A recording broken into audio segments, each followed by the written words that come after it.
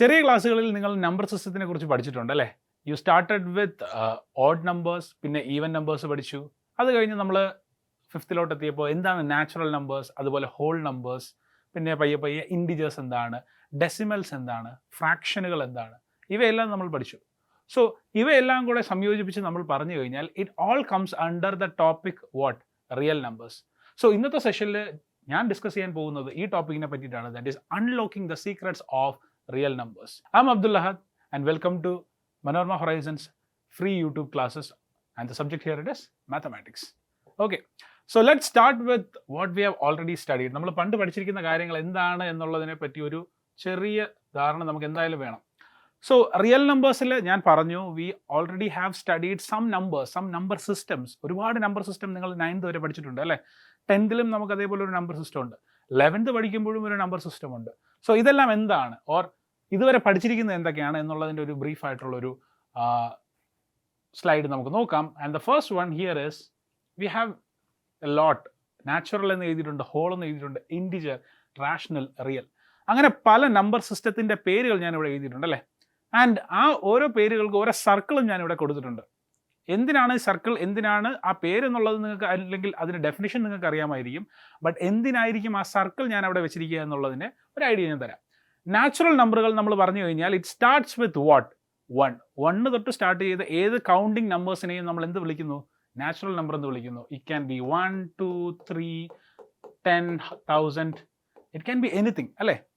Counting numbers ആയിട്ടുള്ള ഏതിനെയും നമുക്ക് natural നമ്പറുകൾ എന്ന് വിളിക്കാം. ഇനി ഹോൾ നമ്പർ പറഞ്ഞു കഴിഞ്ഞാൽ തൊട്ട് പുറത്ത് ഹോൾ നമ്പർ കിടക്കുക അല്ലേ, ഒരു വൈറ്റ് സർക്കിൾ. സോ ആ ഹോൾ നമ്പറിൽ ഈ നാച്ചുറൽ നമ്പറിൽ ഇല്ലാത്ത എന്താണുള്ളത് നിങ്ങൾക്കറിയാം, ഏതാ? 0 എക്സ്ട്രാ ആയിട്ട് വരുന്നുണ്ട്. So there is a 0 which comes outside of natural numbers. Natural നമ്പേഴ്സിനെ വെച്ച് നോക്കിയാൽ ഹോൾ നമ്പേഴ്സിൽ ഒരു എക്സ്ട്രാ 0 ഉണ്ട്. നമ്പർ സ്റ്റാർട്ടിങ് ഫ്രം 0 ആണ് നിങ്ങൾ എന്തെന്ന് പഠിച്ചിരിക്കുന്നത്, ഹോൾ നമ്പറുകൾ എന്ന് പഠിച്ചിരിക്കുന്നത്. അപ്പോൾ ഈ 0യും കൂടെ ഇതിൻ്റെ കൂടെ ചേർന്നാൽ എന്താകും, ഈ ഹോൾ നമ്പറായി. മനസ്സിലായല്ലോ? അപ്പോൾ നാച്ചുറൽ നമ്പേഴ്സിൻ്റെ കൂടെ ആ 0 ഇല്ല. അതുകൊണ്ടാണ് ആ നാച്ചുറൽ നമ്പറിന് ഒരു പ്രത്യേക എലിപ്സും, not a circle, it looks like an ellipse. ആ നാച്ചുറൽ നമ്പറിന് ഒരു പ്രത്യേക എലിപ്സും, അത് കഴിഞ്ഞ് ഹോൾ നമ്പർ വരുമ്പോൾ അതിൽ നിന്ന് മാറി നിൽക്കുന്ന വേറൊരു എലിപ്സും അല്ലേ? പക്ഷേ ഹോൾ നമ്പറിനകത്ത് എന്തുണ്ട്, ഈ പറഞ്ഞിരിക്കുന്ന നാച്ചുറൽ നമ്പർ ഉണ്ട് അല്ലേ? 0 തൊട്ട് 1, 2, 3 എല്ലാം എടുക്കുന്നുണ്ട് ഹോൾ നമ്പേഴ്സ്. സോ അതിനർത്ഥം ഹോൾ നമ്പേഴ്സിനകത്ത് എന്ത് വരുന്നുണ്ട്, നാച്ചുറൽ നമ്പറും വരും. സോ ആ 2 എലിപ്സുകളുടെയും തമ്മിലുള്ള കണക്ഷൻ നിങ്ങൾക്ക് മനസ്സിലായി കാണും. Easy. Now when it comes to integer, integer എന്താണ്? നിങ്ങൾ ഒരു 6ാം ക്ലാസ്സിൽ എത്തിയപ്പോൾ നിങ്ങൾ പഠിച്ചു പോസിറ്റീവ് നമ്പറുകളും 0യും മാത്രമല്ല, നമ്പർ ലൈനിൽ വേറെ എന്തുണ്ട്, നെഗറ്റീവ്. നമ്പർ ലൈനിൻ്റെ ലെഫ്റ്റ് സൈഡിലോട്ട് അല്ലെങ്കിൽ ഇടത്തോട്ട് നെഗറ്റീവ് നമ്പേഴ്സും ഉണ്ടെന്ന് നിങ്ങൾ പഠിച്ചു. അങ്ങനെ ആ നെഗറ്റീവ്സും കൂടെ ഞാൻ ഇവിടെ ഇടുകയാണ്. -3, -2, -1. അങ്ങനെ നെഗറ്റീവായിട്ടുള്ള എന്തും ഞാൻ അതിനകത്ത് ഇട്ട് കഴിഞ്ഞാൽ ആ നെഗറ്റീവും പിന്നീട് നമ്മൾ പഠിച്ചിരിക്കുന്ന പോസിറ്റീവ് നമ്പേഴ്സും പിന്നെ 0യും കൂടെ ചേർന്ന് അതെന്തായി മാറി, ഇൻഡിജേഴ്സായി മാറി. നിങ്ങൾക്കറിയാം. സോ ആ ഇൻഡിജർ എന്തുകൊണ്ട് പുറത്തൊരു എലിപ്സിൽ വന്നു? ബിക്കോസ് ഈ ഹോൾ നമ്പേഴ്സിനകത്തും നാച്ചുറൽ നമ്പേഴ്സിനകത്തും വരാത്ത എന്തുണ്ട്, നെഗറ്റീവ് നമ്പേഴ്സ് നമുക്ക് എക്സ്ട്രാ വരുന്നുണ്ട്. സോ അത് കാണിക്കാനായിട്ട് you have to draw another ellipse which is not touching അല്ലേ? അകത്തൂടെ പാസ് ചെയ്യുന്നുണ്ടോ? ഇല്ല. ഇത് ടച്ച് ചെയ്യാതെ ഇങ്ങനെ പോയിക്കൊണ്ടിരിക്കുക. ഓക്കെ, അപ്പോൾ ഇൻഡിജർ എന്താണെന്ന് പിടികിട്ടി.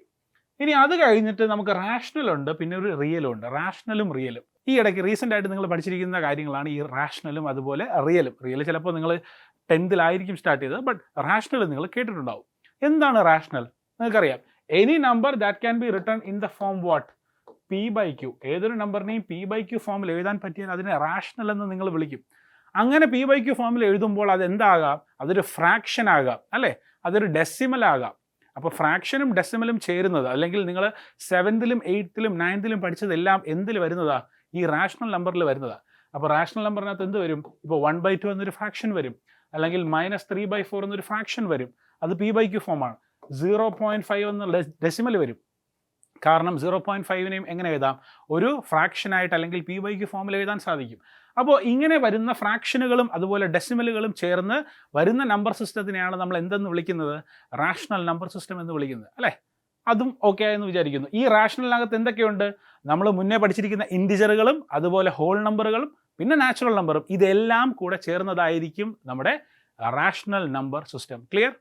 Okay, I hope that is clear. Now the last one ആരാണ്, റിയൽ നമ്പർ. എന്താണ് റിയൽ നമ്പർ? നിങ്ങൾ പഠിച്ചിട്ടുണ്ടാകും, ചിലർക്ക് അതറിയാമായിരിക്കും, ചിലർക്കത് ഇപ്പോഴും ഡെഫിനിഷൻ എന്താണെന്ന് പൂർണ്ണമായി അറിയത്തില്ലായിരിക്കും. എന്താണെന്നുള്ളത് നമുക്ക് അതവിടെ നിൽക്കട്ടെ, എന്താണെന്നുള്ളത് ഇവിടെ നോക്കാം. സോ റിയൽ നമ്പർ എന്താണ് ഇവിടെ പറയുന്നത്? എനി നമ്പർ, ഞാൻ പറയുന്നത് ശ്രദ്ധിക്കുക, any number that can be drone on A number line, അല്ലേ? ഒരു നമ്പർ ലൈനിൽ വരയ്ക്കാൻ പറ്റുന്ന ഏതൊരു നമ്പറിനെയും നമുക്ക് എന്തെന്ന് പറയാം? റിയൽ നമ്പർ എന്ന് പറയാം. ഒരു നമ്പർ ലൈനിൽ നിങ്ങൾക്ക് റെപ്രസെൻ്റ് ചെയ്യാൻ പറ്റുന്ന ഒരു നമ്പർ ഉണ്ടെങ്കിൽ അതിനെ എന്ത് വിളിക്കാം? You can call that as A real number. Okay, ഇനി ആ റിയൽ നമ്പറിൽ നമ്മൾ ഇത്രയും പറഞ്ഞിരിക്കുന്ന കാര്യങ്ങൾ, അതായത് റാഷണലും ഇൻറ്റിജറും ഹോളും നാച്ചുറലും അല്ലാതെ എന്താണ് എക്സ്ട്രാ ആയിട്ടുള്ളത്?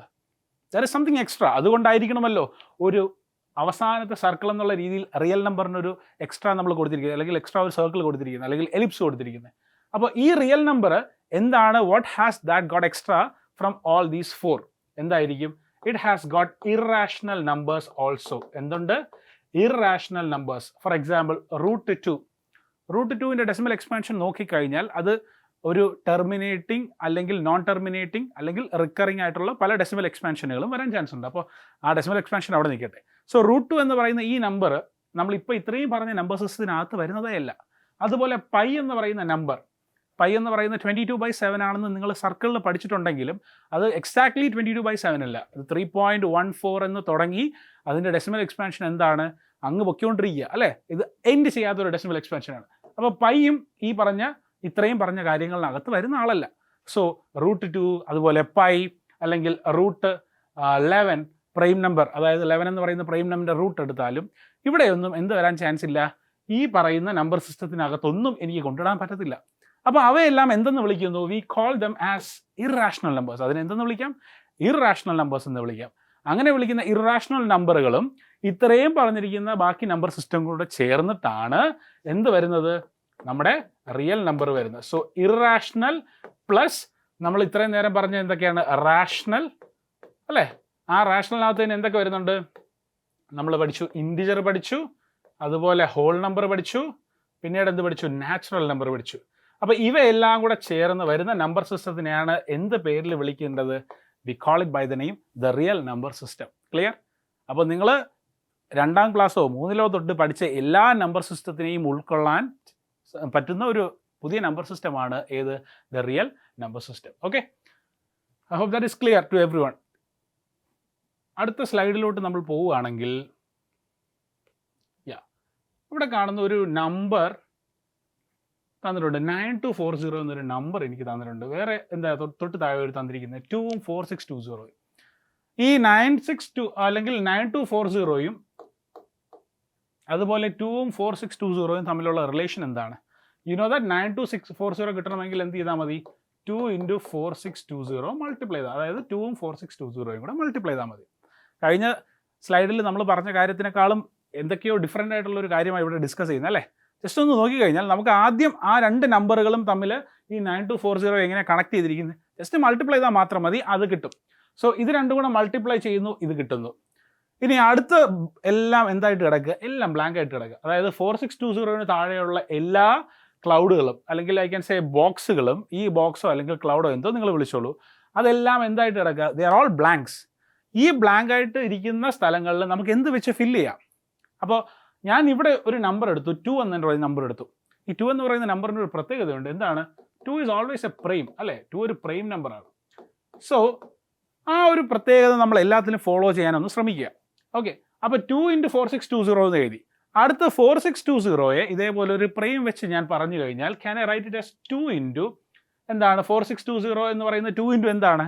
ഡിവൈഡ് ചെയ്ത് നോക്കിയാൽ എക്സാക്ട്ലി നമുക്ക് മനസ്സിലാവും. ഇറ്റ് ഈസ് 2310, അല്ലേ? 2310 ആണ് എന്താണ് ഇതിൻ്റെ ഒരു ഫാക്ടർ. അതായത് 2 × ഇത് ചെയ്ത് കഴിഞ്ഞാൽ നമുക്ക് 4620 കിട്ടുന്നുണ്ട്. അതുപോലെ 2310 എന്ന് പറയുന്ന അടുത്ത നമ്പറിനെ ഇതൊരു 11 വെച്ച് ഡിവിസിബിൾ ആവുന്നൊരു നമ്പറാണ്. കാരണം 231 എന്ന് പറയുന്നത് 11ൻ്റെ ഒരു മൾട്ടിപ്പിളാണ്. അങ്ങനെ പറയുകയാണെങ്കിൽ അപ്പോൾ 11 എന്ന് പറയുന്ന പ്രൈം അവിടെ ഇട്ട് കഴിഞ്ഞാൽ 11 × എത്രയാണ്? 11 × 21, അതായത് 21 × 11 ചെയ്താൽ എത്ര കിട്ടുന്നുണ്ട്? 231 കിട്ടുന്നുണ്ട്. അപ്പോൾ ഇവിടെ എത്ര എഴുതാം? 11 × 210 എന്ന് എഴുതാം. അപ്പോൾ ഇപ്പോൾ കിട്ടിയ 210 എന്ന് പറയുന്ന ആ നമ്പർ അടുത്തൊരു പ്രൈം ഇട്ട് കഴിഞ്ഞാൽ, ഇവിടെ 3 ഇട്ട് കഴിഞ്ഞാൽ 3 × 70 അല്ലേ? അതെ. 70 എന്ന് പറയുന്ന നമ്പറിനെ വേറൊരു പ്രൈമായിട്ട് പറഞ്ഞു കഴിഞ്ഞാൽ അതെന്താണ്? 7 × 10 അല്ലേ? അതെ. 10 എന്ന് പറയുന്നതിനെ 2 പ്രൈമായിട്ട് പറയാം, ദാറ്റ് ഈസ് 2 × 5. അപ്പോൾ ഇവിടെ എല്ലാം നിങ്ങൾ ശ്രദ്ധിച്ചു കഴിഞ്ഞാൽ മനസ്സിലാകും, ഈ ക്ലൗഡുകളുടെ ലെഫ്റ്റ് സൈഡിലിരിക്കുന്ന എല്ലാം നോക്കിക്കേ, ഇതാ ഈ 2 ആയാലും പിന്നെ ഇത് 2, പിന്നെ 11, പിന്നെ 3 വരുന്നുണ്ട്, പിന്നെ 7, പിന്നെ 2, പിന്നെ 5, ഇതെല്ലാം എന്താണ്? There all prime numbers. ലാസ്റ്റത്തെ 5 കൂടെ ഞാൻ എടുക്കണം, കാരണം ഇനി നമുക്ക് ലെഫ്റ്റിൽ വേറെ ഒന്നുമില്ല, അവസാനത്തെ ഈ നമ്പർ കൂടെ ചേർത്തെടുക്കണം. ആ നമ്പറുകൾ ഉൾപ്പെടെ എല്ലാം നമ്മൾ നോക്കിക്കഴിഞ്ഞാലും മനസ്സിലാകും ദർ ഓൾ പ്രൈംസ്. അതിനൊരു സ്പെഷ്യാലിറ്റി വരാനുള്ള കാരണം നമ്മൾ എല്ലാ പ്രൈമുകളും ലെഫ്റ്റിൽ ഇട്ടു ആദ്യമേ എന്നുള്ളത് തന്നെയാണ് കേട്ടോ. അല്ലാതെ അവിടെ ഒരു മാജിക് ആയിട്ട് അത് പ്രൈം നമ്പർ ആയി മാറിയതല്ല, ബട്ട് വി ഇൻറ്റൻഷനലി നമ്മൾ എന്ത് ചെയ്തു, ആ ഒരു പ്രൈം നമ്പർ ആക്കി തന്നെ അവിടെ കൊടുത്തു. അപ്പോൾ ഈ 9240 എന്ന് പറയുന്ന ഒരു നമ്പറിനെ നമ്മൾ എടുത്തു കഴിഞ്ഞാൽ അതിനെങ്ങനെ റെപ്രസെൻറ്റ് ചെയ്യാം? ഈ ലെഫ്റ്റ് സൈഡിലുള്ള എല്ലാ പ്രൈമുകളും ഒന്ന് നോക്കിയേ. 2 ഉണ്ട്, 11, 3, 7, 2, 5. അപ്പോൾ ഈ 9240 നമുക്ക് എങ്ങനെ എഴുതാം? 2 × 2, 2 മൾട്ടിപ്ലൈഡ് ബൈ 2. പിന്നീട് നമുക്ക് എന്തുണ്ട്? 11 ഉണ്ട്, 11. പിന്നീട് നമുക്ക് 3 ഉണ്ട്, പിന്നെ 7 ഉണ്ട്, പിന്നെ 2 ഉണ്ട്, പിന്നെ 5 ഉണ്ട്. സോ ഈ 2 മൾട്ടിപ്ലൈ ചെയ്യുന്നു വിത്ത് 2, then 11, then 3, 7, then 2, 5. ഇത് ഇത്രയും മൾട്ടിപ്ലൈ ചെയ്ത് നിങ്ങൾ നോക്കിക്കേ. കാൽക്കുലേറ്റർ ഉണ്ടോ, അല്ലെങ്കിൽ നിങ്ങൾക്ക് മൾട്ടിപ്ലൈ ചെയ്യാൻ പറ്റുവാണെങ്കിൽ അതൊന്ന് മൾട്ടിപ്ലൈ ചെയ്ത് നോക്കിക്കേ. എത്ര ആയിരിക്കും കിട്ടാൻ പോകുന്നത്? 9240 എന്ന് പറയുന്ന ഈ നമ്പർ തന്നെ നിങ്ങൾക്ക് അത് കിട്ടിയിരിക്കും. സോ എന്തുകൊണ്ട് ഞാൻ ഈ ഒരു ട്രീ അല്ലെങ്കിൽ ഈ ഒരു ഫ്ലോ ചാർട്ട് മൊത്തം കംപ്ലീറ്റ് ചെയ്തു, അല്ലെങ്കിൽ എന്തുകൊണ്ട് ഞാൻ പ്രൈം നമ്പർ ഉപയോഗിച്ചു, അതിനൊരു ഉത്തരം വേണമല്ലോ. നമുക്ക് അടുത്ത സ്ലൈഡിൽ അതിൻ്റെ ഉത്തരവുണ്ട്, എന്താണെന്നുള്ളത് നോക്കാം. സോ പറഞ്ഞു വരുന്ന ഈ ഒരു പോയിന്റ് ഒന്ന് നിങ്ങൾ വായിച്ചു നോക്കുക. എന്താണ്? Fundamental theorem of arithmetic. നിങ്ങളുടെ ടെക്സ്റ്റിൽ നിങ്ങൾക്ക് ഈ ചാപ്റ്ററിൽ പഠിക്കാനുള്ള ഏറ്റവും ഇമ്പോർട്ടൻ്റ് ആയിട്ടുള്ള കാര്യമാണ് fundamental theorem of arithmetic. Okay, and this theorem was proposed by, ഈ പുള്ളിക്കാരനെ പ്രപ്പോസ് ചെയ്ത പേരെന്താ? Carl Friedrich Gauss. So Carl Friedrich Gauss എന്നായിരുന്നു പുള്ളിയുടെ പേര്.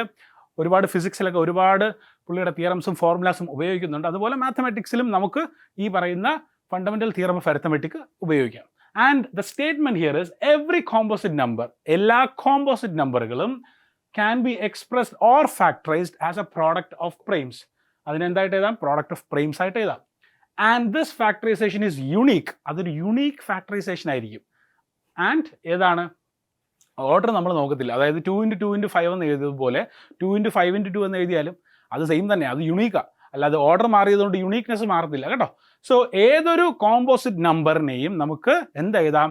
പ്രോഡക്റ്റ് ഓഫ് പ്രൈംസ് ആയിട്ട് എഴുതാം. ഏതൊരു കോമ്പോസിറ്റ് നമ്പറിനെയും എങ്ങനെ എഴുതാം? പ്രോഡക്റ്റ് ഓഫ് പ്രൈംസ് ആയിട്ട് നിങ്ങൾ എഴുതാം. ഫോർ എക്സാമ്പിൾ 50 എന്ന് പറയുന്ന ഒരു നമ്പർ. ഈ 50 എന്ന് പറയുന്ന നമ്പറിനെ നമുക്കൊന്ന് പ്രൈം ഫാക്ടറൈസ് നോക്കി എത്ര കിട്ടും? 2, 25, 5, 5. സോ 15 എങ്ങനെ എഴുതാം? 2 × 5 × 5. അതായത് 50 എന്നൊരു കോമ്പോസിറ്റ് നമ്പറാണ് അല്ലേ? പ്രൈം അല്ലാത്ത എല്ലാ നമ്പറുകളെയും, അല്ലെങ്കിൽ ആ നമ്പറും 1ഉം അല്ലാതെ ഫാക്ടർ വരുന്ന ഏതൊരു നമ്പറിനെയും നിങ്ങൾ എന്തെന്നാണ് വിളിക്കുന്നത്? കോമ്പോസിറ്റ് നമ്പർ എന്നാണ് വിളിക്കുന്നത് അല്ലേ? ഡൗട്ടുണ്ടോ? ഒരു നമ്പർ അതിൻ്റെ ആ നമ്പറും അതുപോലെ 1ഉം അല്ലാതെ വേറെ ഒരു ഫാക്ടറാണ് അതിന് വരുന്നതെങ്കിൽ അതിനെ കോമ്പോസിറ്റ് എന്ന് വിളിക്കുന്നു. അപ്പോൾ 50ക്ക് കാരണം നമുക്കറിയാം 50 എന്ന് പറയുന്നത് 2ൻ്റെ മൾട്ടിപ്പിളാണ്, അതുപോലെ 5ൻ്റെ മൾട്ടിപ്പിളാണ്, 10ൻ്റെ മൾട്ടിപ്പിളാണ്. അപ്പോൾ പല മൾട്ടിപ്പിൾസും നമുക്ക് 50ക്ക്, അല്ലെങ്കിൽ പല ഫാക്ടേഴ്സും 50ക്കുണ്ട്. അങ്ങനെ ഫാക്ടേഴ്സ് ഇഷ്ടം പോലെ ഉള്ളത് കൊണ്ട് അതൊരിക്കലും പ്രൈം ആകത്തില്ല, അതൊരു കോമ്പോസിറ്റ് നമ്പർ ആയിരിക്കും. അപ്പോൾ ഇങ്ങനെ ഇരിക്കുന്ന ഒരു കോമ്പോസിറ്റ് നമ്പറിനെ നമുക്ക് എങ്ങനെ എക്സ്പ്രസ് ചെയ്യാം? വേറെ പ്രൈംസിൻ്റെ എന്താണ് മൾട്ടിപ്പിൾ ആണെന്ന് എക്സ്പ്രസ് ചെയ്യാം. അതായത് 2, പിന്നീട് 5, പിന്നീട് 5. അപ്പോൾ ഇതാണ് ഈ തിയറത്തിലും പറഞ്ഞിരിക്കുന്നത്. അതായത് ഏതൊരു കോമ്പോസിറ്റ് നമ്പർ, നിങ്ങൾ ഏതൊരു കോമ്പോസിറ്റ് നമ്പർ എടുത്തോളൂ. ഫോർ എക്സാമ്പിൾ 1000 എന്ന് പറയുന്നൊരു കോമ്പോസിറ്റ് നമ്പർ എടുത്തു കഴിഞ്ഞാൽ അവിടെ നമുക്ക് 2, 500, പിന്നെ 2, 250, പിന്നെ 2 എത്ര കിട്ടും? 125. 125നെ 5 വെച്ച് ഡിവൈഡ് ചെയ്താൽ 25, 5, 5. അപ്പോൾ എത്രയാ? 1000 എന്ന് പറയുന്നത് എങ്ങനെയാണ് കിട്ടുന്നത്? 1000 ഇസ് നത്തിങ് ബട്ട് 2⁻3. അതായത് 2 3 വട്ടം മൾട്ടിപ്ലൈ ചെയ്യുന്നു, അതുപോലെ 5 എത്ര വട്ടം? 3 വട്ടം. സോ 5⁻3. സോ 1000 എന്ന് പറയുന്ന നമ്പറിനെയും നമുക്ക് എങ്ങനെ എക്സ്പ്രസ് ചെയ്യാം?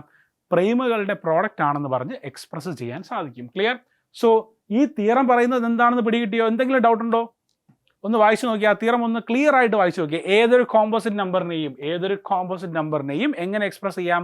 പ്രോഡക്റ്റ് ഓഫ് പ്രൈംസ്, പ്രൈമുകളുടെ പ്രോഡക്റ്റ് ആയിട്ട് നിങ്ങൾക്ക് എക്സ്പ്രസ് ചെയ്യാം. അത് ഏത് കോമ്പോസിറ്റ് നമ്പർ ആയിക്കോട്ടെ, അത് എടുത്ത് ചെയ്ത് കഴിഞ്ഞാൽ നിങ്ങൾക്ക് ക്ലിയർ ആയിട്ട് മനസ്സിലാകും അത് പ്രൈമുകളുടെ പ്രോഡക്റ്റ് ആണ്.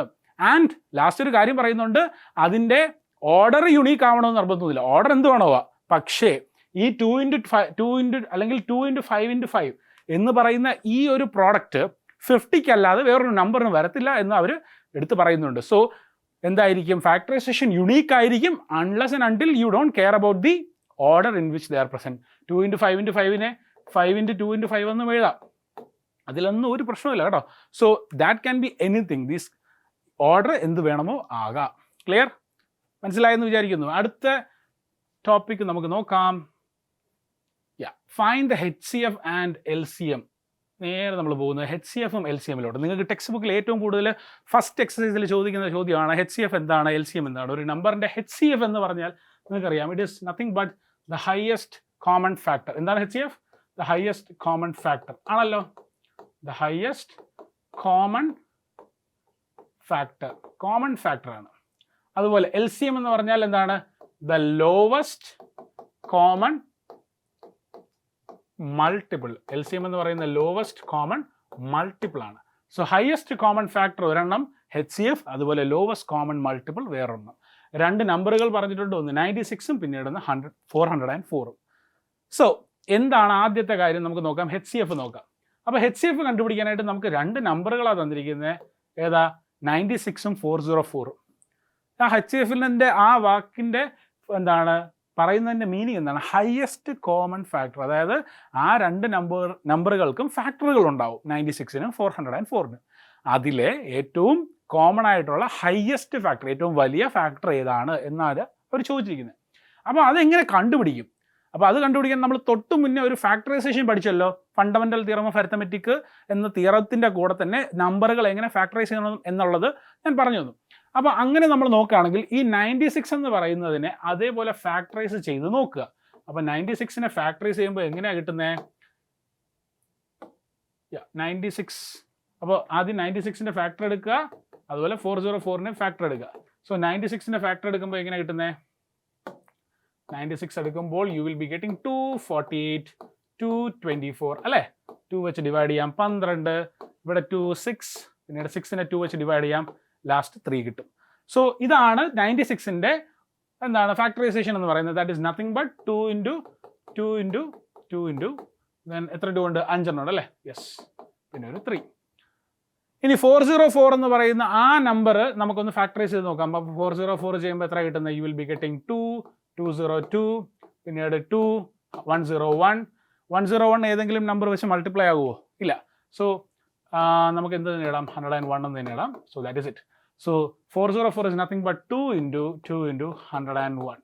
ഓക്കെ, ഇതാണ് 404 എന്ന് പറയുന്നത്. അപ്പോൾ രണ്ട് നമ്പറുകളെയും നമ്മൾ എന്ത് ചെയ്തു? സെപ്പറേറ്റ് ആയിട്ട് ഫാക്ടറൈസ് ചെയ്ത് വെച്ചു. ഇനി നമുക്ക് വേണ്ടത് ഇതിൻ്റെ ഹയസ്റ്റ് കോമൺ ഫാക്ടർ. അപ്പോൾ രണ്ടിലും കോമൺ ആയിട്ടുള്ള എന്തൊക്കെയുണ്ട് നോക്കിക്കേ. ഇതിലും കോമൺ ആയിട്ട് എന്തൊക്കെയുണ്ട്? ഈ ഒരു 2 രണ്ടിലും കോമൺ ആണല്ലോ, യെസ്. ഈ ഒരു 2 രണ്ടിലും കോമൺ ആണല്ലോ, യെസ്. അതല്ലാതെ വേറെ എന്തെങ്കിലും ഉണ്ടോ? ഈ 101 ഇവിടെ ഉണ്ടോ? ഇല്ല. ഈ 3 ഇവിടെ ഉണ്ടോ? ഇല്ല. ബാക്കി 2 ഇവിടെ ഉണ്ടോ? ഇല്ല.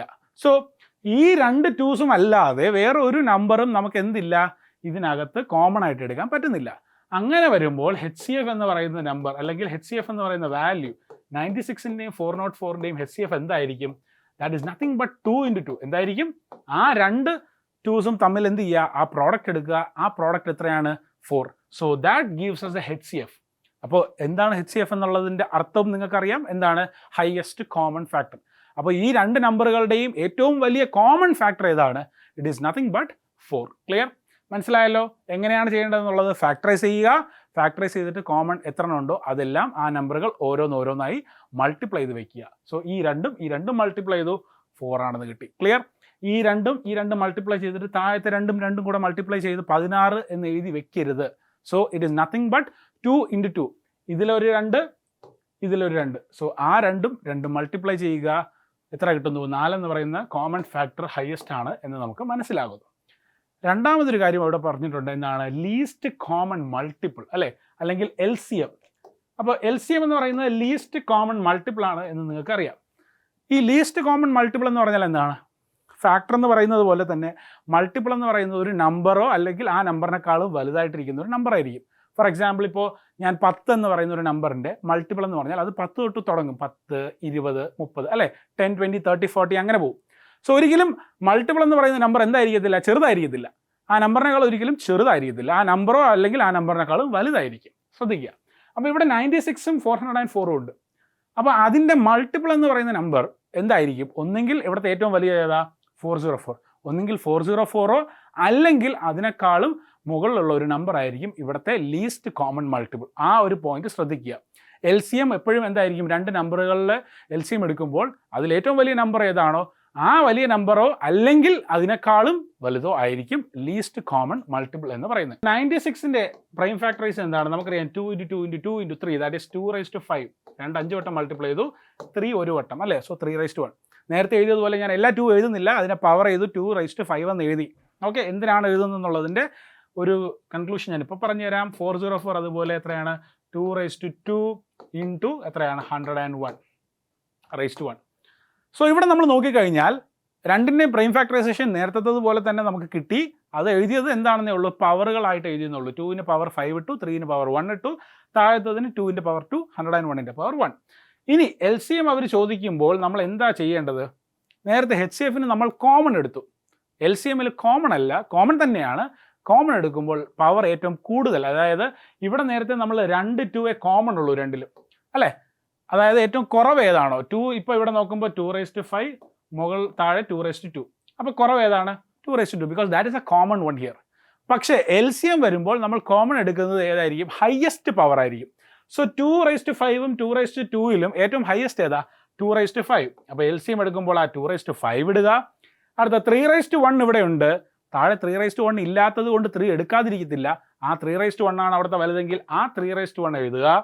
101⁻1 ഉള്ളതുകൊണ്ട് അതും എഴുതുക. So it is will be 101⁻1. കാരണം 101ൻ്റെ പവർ മുകളിൽ അല്ലെങ്കിൽ 96ന് ഒന്നും ചെയ്യാൻ പറ്റത്തില്ല, അതുകൊണ്ട് അവിടെ ഇല്ല.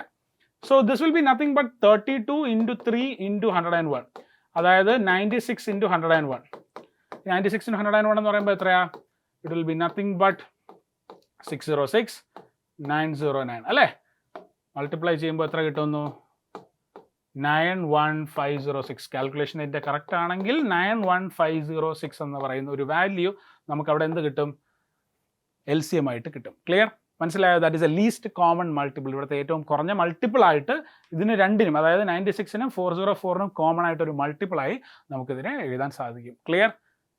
I hope you understood how to find the HCF and LCM. Highest common factor എങ്ങനെ കണ്ടുപിടിക്കുക, ലോവസ്റ്റ് കോമൺ മൾട്ടിപ്പിൾ എങ്ങനെ കണ്ടുപിടിക്കുക. അപ്പോൾ ഹയസ്റ്റ് കോമൺ ഫാക്ടർ ഒന്നുകൂടെ പറയാം. 2⁵5ഉം 2⁵2 ഉണ്ടായിരുന്നു, അതിൽ ചെറുതെടുക്കുക 2⁵2. അതുപോലെ 3 ഉണ്ട്, ഇവിടെ താഴെ 3 ഇല്ല, അപ്പോൾ ഒന്ന് കോമൺ എടുക്കണ്ട. 101ഉം മുകളിലില്ല, സോ കോമൺ എടുക്കണ്ട. So what is answer? 2⁵2 4 തന്നെയാണ്. HCFൽ മാറ്റമില്ല. LCM വരുമ്പോഴാണ് പ്രശ്നം. എന്താണ് പ്രശ്നം? കോമൺ ഉള്ളതിൽ ഏറ്റവും വലുതെടുക്കുക. അതായത് 2⁵5 കോമൺ ആണ്. യെസ്, അപ്പോൾ അതെടുക്കുക. അടുത്ത 3⁵1, താഴെ 3 ഇല്ലാന്ന് വെച്ച് ഇരിക്കാൻ പറ്റത്തില്ല. That is 3⁵1, അതെടുക്കുക. അതുപോലെ 101 എടുക്കുക. സോ ഇത് ഇത്രയും മൾട്ടിപ്ലൈ ചെയ്ത് നോക്കുക, ആൻസർ എത്രയാണ് എന്നും കണ്ടുപിടിക്കുക. So that gives us the lowest common multiple LCMവും അതുപോലെ ഹയസ്റ്റ് കോമൺ ഫാക്ടർ ഏതാണ്? HCFും. ക്ലിയർ? ഓക്കെ, അടുത്തതിലോട്ട് നമുക്ക് പോകാം. അടുത്ത ഒരു തിയറം പോലെ അവർ പറഞ്ഞിരിക്കുകയാണ്. HCF of AB × LCM of AB is equal to what? A × B. എൻ്റെയും ബിൻ്റെയും HCFും LCMവും മൾട്ടിപ്ലൈ ചെയ്താൽ എന്തിന് ഈക്വൽ ആണ്? അത് ആ രണ്ട് നമ്പറും മൾട്ടിപ്ലൈ ചെയ്യുന്നതിന് ഈക്വൽ ആയിരിക്കും. ക്ലിയർ? അപ്പോൾ രണ്ട് നമ്പർ വെച്ച് തന്നെ നമുക്ക് നോക്കാം. ഫോർ എക്സാമ്പിൾ നമുക്ക് A ആയിട്ട് നമുക്ക് 5 അല്ലെങ്കിൽ 5 എടുക്കാം. B ആയിട്ട് ഞാനിവിടെ 20 എടുത്തു. സോ A എന്ന് പറയുന്ന നമ്പർ 5ഉം B എന്ന് പറയുന്ന നമ്പർ 20. 20യേക്കാളും നല്ലത് I go for another number.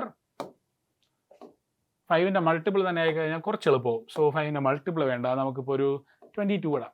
Yes, so A 5ഉം B 22 ആണ് ഞാൻ ഇട്ടത്. അങ്ങനെ വരുമ്പോൾ ഇതിൻ്റെ HCF എന്ന് പറയുന്നത് എന്താണ്? HCF കണ്ടുപിടിക്കാൻ അപ്പോൾ 5നെ നമ്മൾ എങ്ങനെ എഴുതുക? 5നെ ഫാക്ടറൈസ് ചെയ്താൽ ഒന്നുമില്ല, അത് 5 × 1 തന്നെയാണ്. 22നെ ഫാക്ടറൈസ് ചെയ്താൽ അതിനാണ്, അത് 2 × 11 ആണ്. നിങ്ങൾക്കറിയാമല്ലോ, കാരണം പ്രൈം നമ്പറുകൾ വെച്ച് എഴുതുമ്പോൾ 22 2 × 11 അല്ലാതെ വേറെ ഒന്നും എഴുതാൻ പറ്റത്തില്ല.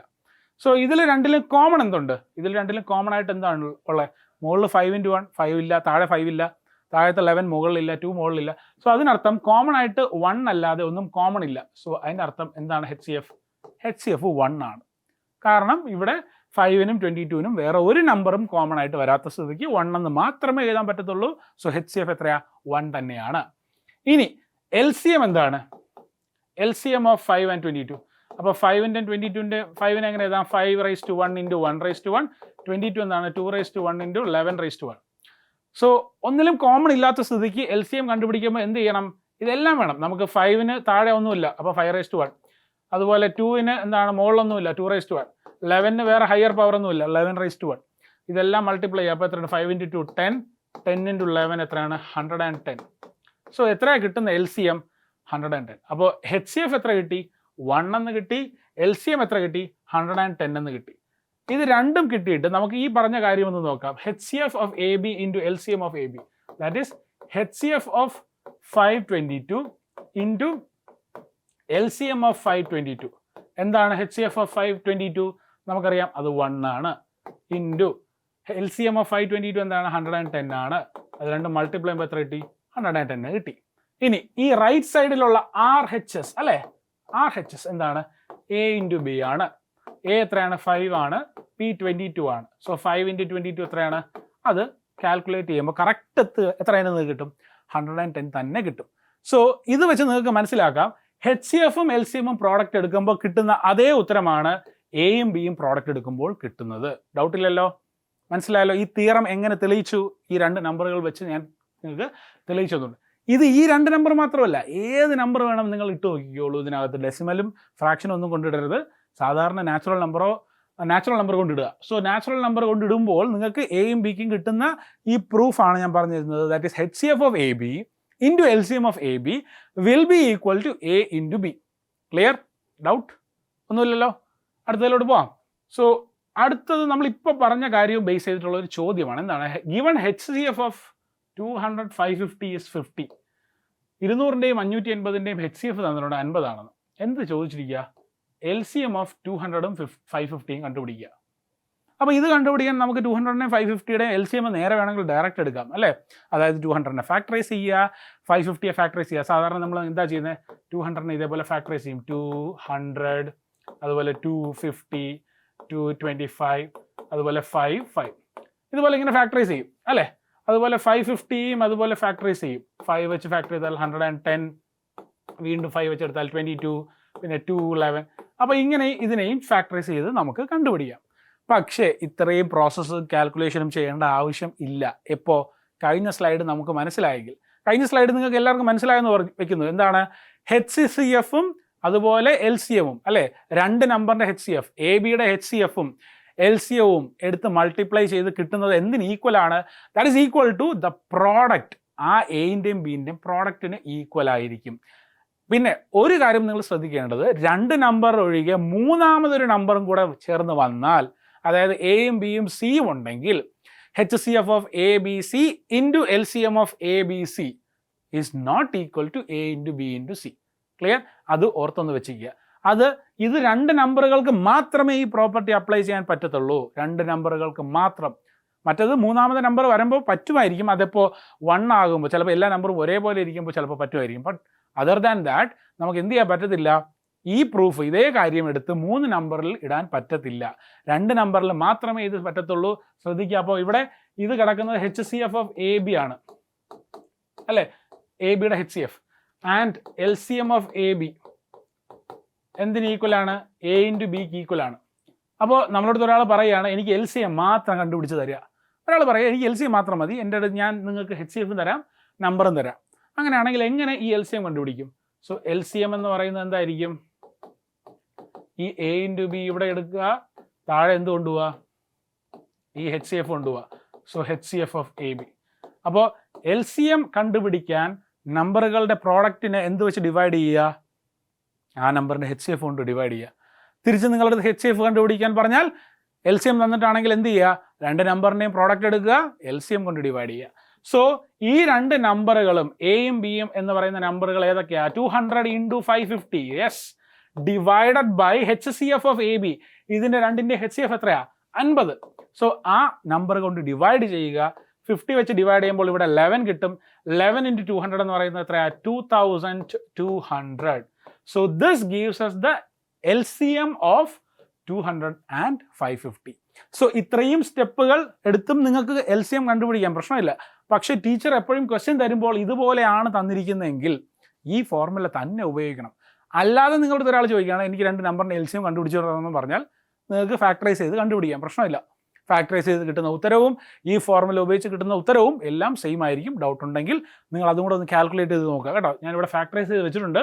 നിങ്ങൾക്കത് വേണമെങ്കിൽ ഇതേപോലെ തന്നെ ഫാക്ടറൈസ് ചെയ്തതിനെ വെച്ച് LCMവും കണ്ടുപിടിക്കാം. സോ രണ്ടിലും കിട്ടുന്ന LCM എന്ത് തന്നെ ആയിരിക്കും? ഒന്ന് തന്നെ ആയിരിക്കും. അതിലൊരു ഡൗട്ടും ഇല്ല കേട്ടോ. ശരി, അപ്പോൾ HCF എങ്ങനെ കണ്ടുപിടിക്കുന്നു എന്ന് മനസ്സിലായി? യെസ്. അടുത്തൊരു ചോദ്യം നോക്കിയേ. The length, breadth and height of A room. ഒരു റൂമിൻ്റെ ലെങ്ത്, ബ്രെഡ്ത്ത്, ഹൈറ്റ് 3 കാര്യങ്ങൾ തന്നിട്ടുണ്ട്. 825 സെൻറ്റിമീറ്ററിലാണ് തന്നിരിക്കുന്നത്. 25 സെൻറ്റിമീറ്റർ, 675 സെൻറ്റിമീറ്റർ, 450 സെൻറ്റിമീറ്റർ റെസ്പെക്റ്റീവ്ലി. ചോദ്യം ഇതാണ്: find the longest tape which can measure the 3 dimensions of the room exactly. So ഇനി ആണ് നമുക്ക് മെയിനായിട്ട് ഇമ്പോർട്ടൻ്റ് ആയിട്ടുള്ള വേർഡ് പ്രോബ്ലംസ് നമുക്ക് എക്സാമിന് വരുന്ന ടൈപ്പിലുള്ള ക്വസ്റ്റ്യൻ ഒരെണ്ണമാണിത്. ചോദിക്കുന്ന ചോദ്യം വളരെ സിമ്പിളാണ്. അതായത് ഒരു റൂമിൻ്റെ 3 അളവുകൾ തന്നിട്ടുണ്ട്. ലെങ്തും ബ്രെഡ്ത്തും ഹൈറ്റും തന്നിട്ടുണ്ട്.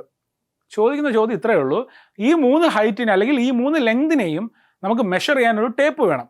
ആ ടേപ്പിൻ്റെ മെഷർ അല്ലെങ്കിൽ ആ ലോങ്ങസ്റ്റ് ടേപ്പിൻ്റെ മെഷർ എന്തായിരിക്കും അല്ലെങ്കിൽ എത്ര ആയിരിക്കണം എന്നുള്ളതാണ്. അതായത് എക്സാക്ട്ലി നമുക്ക് ഒരാൾക്ക് അളവെടുക്കണം. ഫോർ എക്സാമ്പിൾ, എനിക്ക് ഈ ബോർഡിൻ്റെ അളവെടുക്കണമെങ്കിൽ ഞാൻ ഇവിടെ നിന്നൊരു സ്കെയിൽ വെച്ച് നോക്കും അല്ലേ. എനിക്ക് ഇതിൻ്റെ എക്സാക്ട് അളവും കണ്ടുപിടിക്കാൻ പറ്റുന്ന എപ്പോഴാണ്? ഒരു 30 സെൻറ്റിമീറ്ററിൻ്റെ സ്കെയിലാണെങ്കിൽ ആ 30 സെൻറ്റിമീറ്റർ സ്കെയിൽ ഒരു 4 വട്ടം വെച്ച് കഴിഞ്ഞാൽ എനിക്ക് എന്ത് കിട്ടും? 120 സെൻറ്റിമീറ്റർ അല്ലെങ്കിൽ 1.2 മീറ്റർ എന്നുള്ളത് കിട്ടും. അത് 30 സെൻറ്റിമീറ്റർ സ്കെയിൽ എക്സാക്റ്റ് ആയിട്ട് ഇരിക്കുമ്പോഴാണ് ആണല്ലോ. ചിലപ്പോൾ അത് ഹൈറ്റിന് വെച്ച് നോക്കുകയാണെങ്കിൽ 30, 30, 30 3 വട്ടം വെച്ചാൽ മതിയാവും. അപ്പോൾ അങ്ങനെയാണെങ്കിൽ അതിൻ്റെ ഹൈറ്റ് 90 സെൻറ്റിമീറ്റർ ആണെന്ന് കിട്ടും. ഇത് സാധാരണ ഒരു ടേപ്പ് വെച്ച് നമ്മൾ ചെയ്യുമ്പോൾ അത് എനിക്ക് അളവ് അറിയാവുമ്പോൾ, എനിക്ക് ആ 30 സെൻറ്റിമീറ്റർ ആണ് ആ ടേപ്പിൻ്റെ അളവ് അറിയാവുന്നുണ്ടെങ്കിൽ എനിക്കത് ഉപയോഗിക്കാം. പക്ഷേ എനിക്കിവിടെ ആകെ അറിയാവുന്നത് ആ റൂമിൻ്റെ ലെങ്ത്, ബ്രെഡ്ത്ത്, ഹൈറ്റ്, അത് 3 കാര്യങ്ങളെ അറിയത്തുള്ളൂ. ഏത് ടേപ്പ് വെച്ചാണ് മെഷർ ചെയ്യുക എന്നുള്ളത് എൻ്റെ തീരുമാനമാണ്. കാരണം എനിക്ക് എളുപ്പമായിട്ട് കാൽക്കുലേറ്റ് ചെയ്യാൻ പറ്റുന്ന രീതിയിൽ ഏത് ടേപ്പ് അവിടെ ഉപയോഗിക്കാം അല്ലെങ്കിൽ ഏത് മെഷറിംഗ് ടേപ്പ് അവിടെ യൂസ് ചെയ്ത് ഏത് അളവുള്ള ടേപ്പ് അവിടെ യൂസ് ചെയ്യാം എന്നുള്ളതാണ് ചോദ്യം. അങ്ങനെ വരുമ്പോൾ നമ്മൾ ആലോചിക്കേണ്ടത് ഇവിടെ എന്താ കണ്ടുപിടിക്കേണ്ടത്? ഈ 3 നമ്പറുകൾ അല്ലെങ്കിൽ 3 ക്വാണ്ടിറ്റി അവിടെ തന്നിട്ടുണ്ട്, 3 നീളങ്ങൾ തന്നിട്ടുണ്ട് അല്ലേ. 825, 675, അതുപോലെ തന്നെ 450, അങ്ങനെ പല ലെങ്തിലും നമുക്ക് അവിടെ കാര്യങ്ങൾ അല്ലെങ്കിൽ മെഷർമെൻറ്റ് തന്നിട്ടുണ്ട്. ഈ മെഷർമെൻറ്റുകളെല്ലാം നമുക്ക് എന്ത് ചെയ്യണം? ഒരു ടേപ്പിൽ അളന്നെടുക്കണം അല്ലെങ്കിൽ മെഷർ ചെയ്തെടുക്കണം. അങ്ങനെ മെഷർ ചെയ്യാൻ പറ്റുന്ന ടേപ്പ് കണ്ടുപിടിക്കണമെങ്കിൽ അല്ലെങ്കിൽ അതിൻ്റെ നീളം കണ്ടുപിടിക്കണമെങ്കിൽ നമ്മൾ ഒരൊറ്റ കാര്യം ആലോചിച്ചാൽ മതി. എന്താണ്? ഹയസ്റ്റ് കോമൺ ഫാക്ടർ അഥവാ HCF.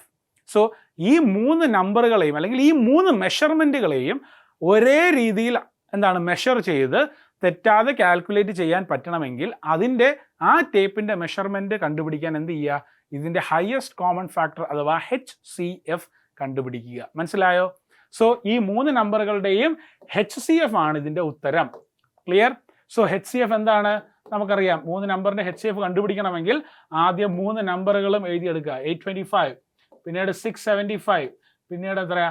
450. സോ ഈ 480 അല്ല 450. അപ്പോൾ ഈ 3 നമ്പറുകളുടെയും എന്ത് ചെയ്യുക? പ്രൈം ഫാക്ടറൈസ് ചെയ്യുക. 3 നമ്പർ ഉള്ളതുകൊണ്ട് നമുക്ക് വേറെ മെത്തേഡൊന്നും ഇപ്പോൾ ഉപയോഗിക്കേണ്ട, പ്രൈം ഫാക്ടറൈസിങ് മാത്രം ഉപയോഗിക്കുക. അപ്പോൾ 5 ഇടുക, എത്ര ഇട്ടു? 45, പിന്നെ 5 ഇടുക, 9, 3 വരുന്നു, 3 വരുന്നു. So what is 825? It is 5 into 5 into 3 into 3. So that is 825. Now when it comes to 675 എന്ന് പറയുന്നത് എത്രയാണ്? 5 വെച്ച് നോക്കുകയാണെങ്കിൽ it is 135. 135 ആണ്. പിന്നീട് 5 ഇടുമ്പോൾ 45, പിന്നീട് 5 ഇടുമ്പോൾ 9, പിന്നീട് ഇടുമ്പോൾ 3. 5 കൂടിയല്ലോ. നേരത്തെ കാൽക്കുലേഷനിൽ ഒരു മിസ്റ്റേക്ക്. അതായത് ഇവിടെ 45 അല്ല വരേണ്ടത്, ഇവിടെ വരേണ്ടത് എന്താ? ഇവിടുത്തെ കാൽക്കുലേഷനാണ് മാറിയത്. ഓക്കെ, അതൊന്നുകൂടെ നമുക്ക് ചെയ്യാം. സോ ആദ്യം നമുക്ക് ഇത് തന്നെ ബാക്കി കണ്ടിന്യൂ ചെയ്യാം. അപ്പോൾ ഇവിടെ 3 എന്ന് കിട്ടും. ഇവിടെ 825നെ 5 വെച്ച് ഡിവൈഡ് ചെയ്യുമ്പോൾ എത്ര കിട്ടുന്നത്? 165. 165 ആണ്, 135 അല്ല, 165. സോ 165നെ നമുക്ക് 5 വെച്ച് ഡിവൈഡ് ചെയ്യുമ്പോൾ എത്ര കിട്ടുന്നുണ്ട്? You will be getting it as 3, പിന്നീട് 3, 33, പിന്നീട് ഒരു 3, പിന്നീട് ഒരു 11. So 825 is not 5 into 5 into 3 into 3, it is 5 into 5 into 3 into 11. Okay, clear? അപ്പോൾ ഇതിന് പകരം എന്താ വരേണ്ടത്? ഇവിടെ 11 വരേണ്ടത്. 675ൻ്റെ കാര്യത്തിൽ 5 into 5 into 5 into 3 into 3. So what is that 675? It is 5 into 5 into 5 into 3 into 3. ഒന്ന് കാൽക്കുലേഷൻ ഒന്ന് ശ്രദ്ധിച്ച് നോക്കുക കേട്ടോ. അടുത്ത 450 വരുമ്പോൾ എത്രയാ? 450യുടെ സ്ഥാനത്ത് 5 ഇടുക, 90, അതുപോലെ 3, 30, 3, 10, പിന്നെ 2, 5. So what is 450? It is 5 into 5. 2 5 ഉണ്ട്, പിന്നീട് 2 3 ഉണ്ട്, പിന്നീട് ഒരു 2 ഉണ്ട്.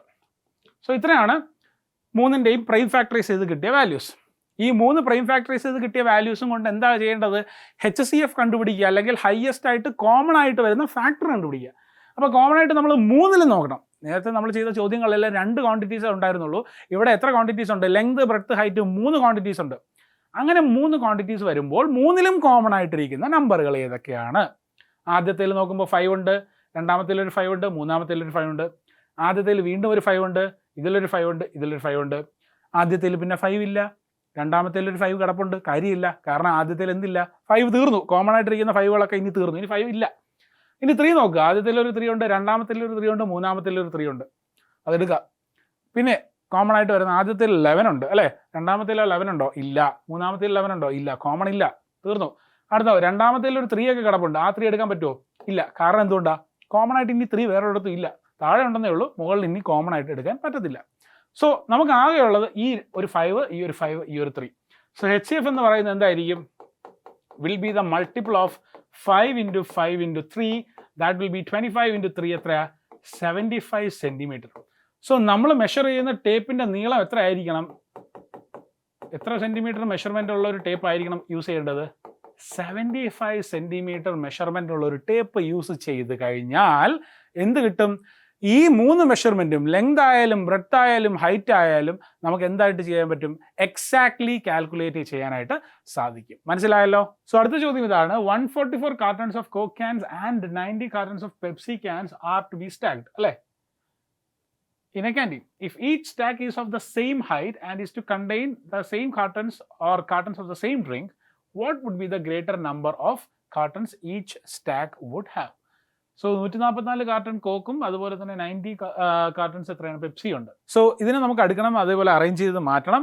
സോ അറേഞ്ച് ചെയ്ത് വെക്കുമ്പോൾ അവർ പറഞ്ഞിട്ടുണ്ട് ഓരോ ഹൈറ്റും എന്തായിരിക്കണം? സെയിം ആയിരിക്കണം. അതായത് തോന്നിയതുപോലെ ഒരു ഹൈറ്റ് മൊത്തം എന്താണ് കൊക്കക്കോളയും ഒരു ഹൈറ്റിൽ മൊത്തം പെപ്സിയും നമുക്ക് വെക്കാനായിട്ട് പറ്റത്തില്ല. സോ അവർ പറഞ്ഞിരിക്കുകയാണ് ഇത് ഒരേ ഹൈറ്റ് ആയിരിക്കണം.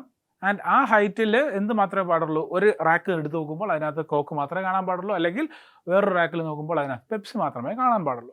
സോ അങ്ങനെ വരുമ്പോൾ ഇവിടെ നമ്മൾ എന്താണ്, അല്ലെങ്കിൽ എന്തായിരിക്കും കാൽക്കുലേറ്റ് ചെയ്യാനുള്ളത്?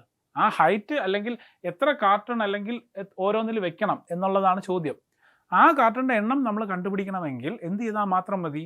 നമ്മൾ നേരത്തെ പഠിച്ചിരിക്കുന്ന 2 കാര്യങ്ങളുണ്ട്. ഒന്ന് HCFും അതുപോലെ LCFും. ഏതായിരിക്കും ഇവിടെ ഉപയോഗിക്കേണ്ടത്? ഒന്ന് ആലോചിച്ച് നോക്കിയേ. HCF ആണോ, അതായത് ഹയസ്റ്റ് കോമൺ ഫാക്ടർ ആണോ, അതോ ലോവസ്റ്റ് കോമൺ മൾട്ടിപ്പിൾ ആയിട്ടുള്ള LCM ആയിരിക്കുമോ ഇവിടെ കണ്ടുപിടിക്കേണ്ടത്? 144 കാർട്ടൺ കോക്കും അതുപോലെ തന്നെ 90 കാർട്ടൺസ് ഓഫ് പെപ്സിയും ഉണ്ട്. സോ ഇവിടെ കാർട്ടൻ്റെ ക്വാണ്ടിറ്റി അല്ലെങ്കിൽ കാർട്ടൻ്റെ എണ്ണം കണ്ടുപിടിക്കാനായിട്ട് നമുക്ക് ഒരേ ഹൈറ്റിൽ വെക്കണമെങ്കിൽ എന്ത് വേണം? HCF or LCM? LCMൽ കാര്യമില്ല, കാരണം LCM എന്ന് പറയുന്നത് ഒന്നെങ്കിൽ നമ്പർ എന്താണ് അതിൻ്റെ മൾട്ടിപ്പിൾ ആയിട്ട് വരത്തുള്ളൂ, കൂടുതലായിരിക്കും. നമുക്കിവിടെ ഒരിക്കലും കൂടുതൽ കാർട്ടൺസ് ഇല്ല, നമുക്ക് എടുക്കാൻ പറ്റത്തില്ല. സോ കാർട്ടൻ്റെ എണ്ണം കണ്ടുപിടിക്കണമെങ്കിൽ ഇവിടെ എന്ത് മാത്രം കണ്ടുപിടിച്ചാൽ മതി? You just need to find the HCF of ഏതാ? 144ഉം അതുപോലെ 90യും. മനസ്സിലായോ? ക്ലിയർ ആണോ? യെസ്. അപ്പോൾ 144നെയും 90യുടെയും HCF കണ്ടുപിടിക്കുക എന്ന് പറഞ്ഞാൽ 144നെയും 90യും എന്ത് ചെയ്യുക? പ്രൈം ഫാക്ടറൈസ് ചെയ്യുക. സോ 144നെ പ്രൈം ഫാക്ടറൈസ് ചെയ്തു. 272, 236, 218, 29, 3. So what is 144? 2 raised to എത്ര 2 ഉണ്ട്? 4 ഉണ്ട് അല്ലേ? 2 raised to 4 into എത്ര 2 ഉണ്ട്? 2. So 3 raised to 2.